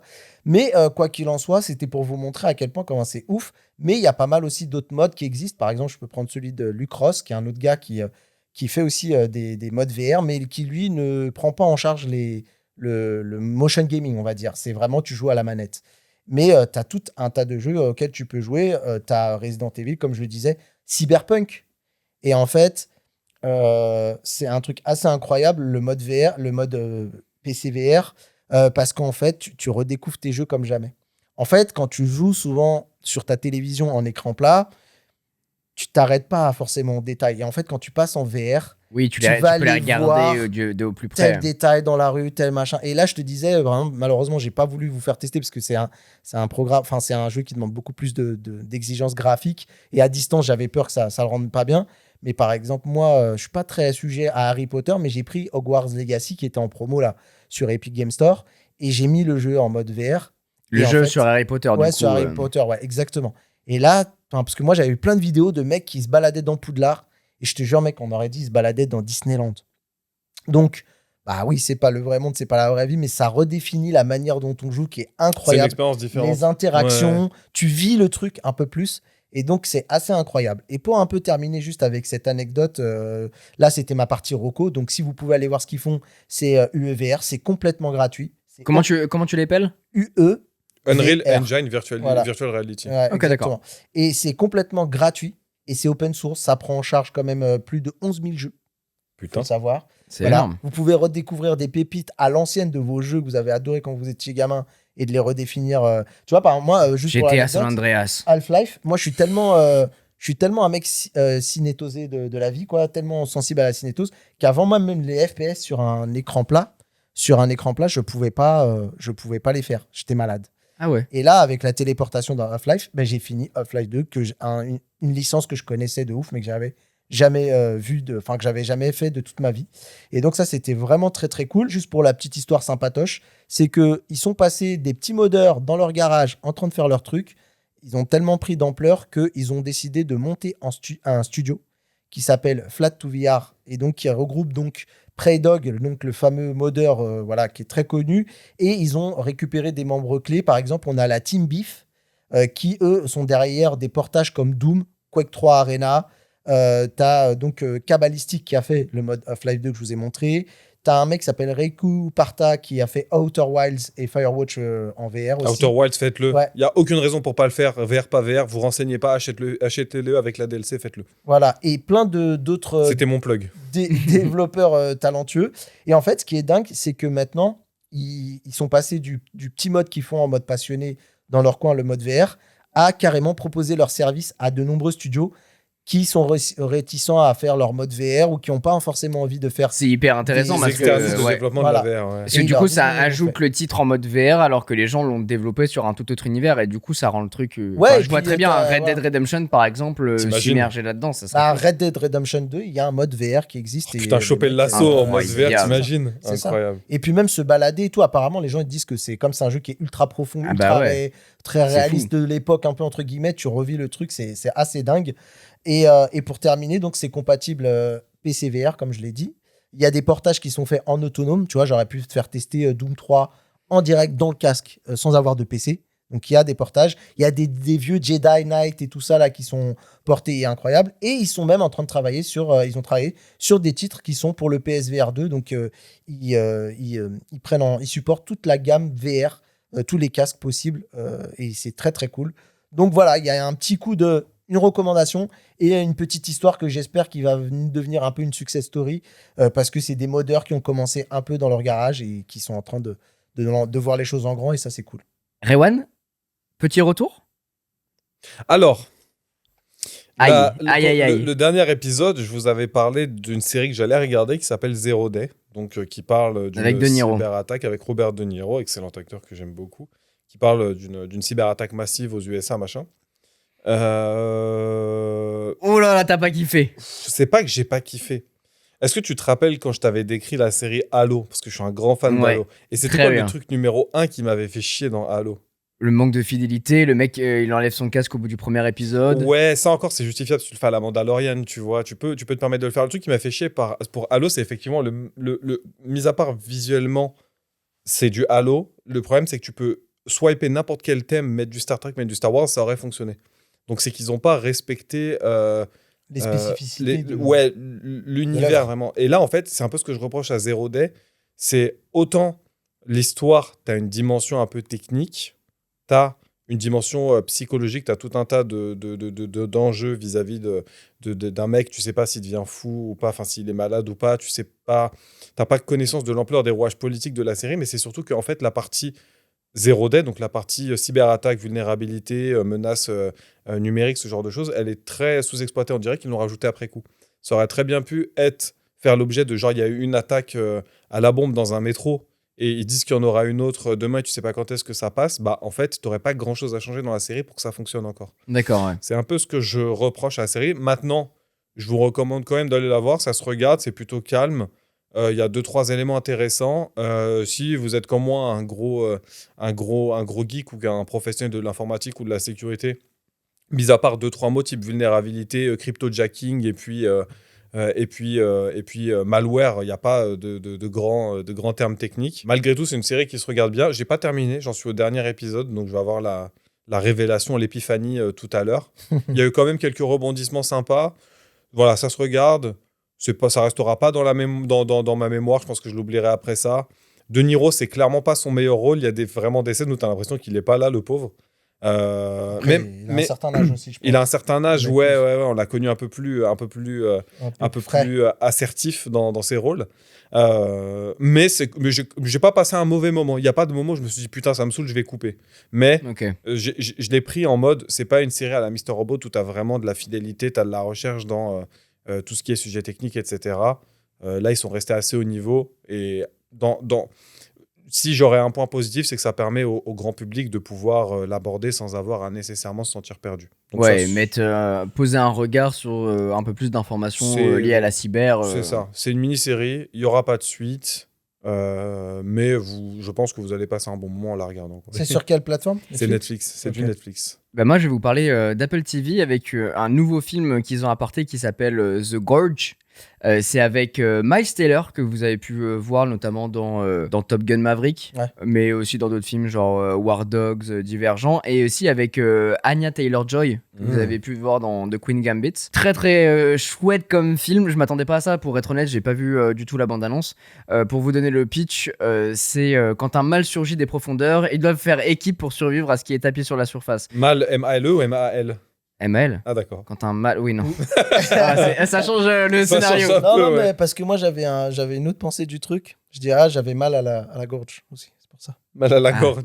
Non, c'est pas ça. Globalement, c'est un militaire. Tu vois. Oh non. C'est un militaire qui part en mission et doit aller dans une tour pendant 1 an. Et en fait, là, il y a une autre tour en face et au milieu, ce qu'ils appellent la gorge. C'est un énorme fossé avec des bruits à l'intérieur. On sait pas trop ce qui se passe, etc. Il y a 2 militaires basés dans une de chaque tour et à un moment, il va se passer un truc. C'est quoi leur mission? Ils surveillent la gorge? Ils sont juste en surveillance, doivent faire des petites missions ici et là, mais en fait, tu sais pas pourquoi ils sont là. Tu sais pas ce qu'il y a au fond. Il y a un énorme mystère vis-à-vis de la situation et je m'attendais pas du tout à ce film là. C'est ok, ça se regarde très bien, c'est pas le film de l'année très clairement. Il y a pas mal de rebondissements. En fait, tu t'attends à chaque événement de ce qui va se passer, mais il y a un côté très cinématographique qui est très chouette quand vient du coup le moment tant attendu où il va y avoir un truc du coup avec la gorge, ce qu'il y a et ce qu'il y a en bas. Est-ce que tu avais la gorge nouée, pardon? Absolument pas. Il a acheté un Lysopaint dedans. Oh. Pas mal. Ouais, merci. Ça fait effet Mentos, pouf, ça débouche tout. Ça t'en semblait Et voilà, en tout cas, c'est sur Apple TV+. Je vous laisse aller checker ça si jamais ça vous tente. En tout cas, le jeu des acteurs est très chouette et on retrouve Anya Taylor-Joy dans un autre rôle qui est assez sympa.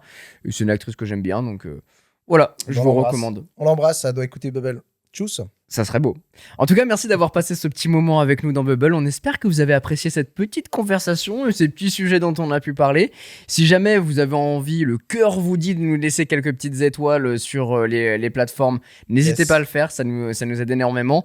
Continuez à interagir sur Instagram, c'est très cool. Suivez, on va mettre davantage de contenu un peu sympa backstage dans le Insta. N'hésitez pas à vous abonner. Et puis c'est aussi l'endroit où on récupère, où on espère entendre vos petites voix à l'avenir. Donc il n'y a aucune raison de Exactement. ne pas suivre la page Insta de Bubble. C'est ça, maintenant, à chaque fois qu'un épisode sort, vous avez les sujets d'actualité, des visuels de ce dont on parle, comme ça, vous pouvez directement jeter un œil sur les gros thèmes qu'on aborde et surtout savoir ce qu'il en est, surtout quand on parle de détails un petit peu visuels comme on a pu le faire ici. Donc n'hésitez pas à faire ça, à enregistrer vos questions aussi si vous avez envie. Et puis on se retrouve très vite pour un prochain épisode. Prenez soin de vous et à très bientôt dans Bubble. Ciao, ciao.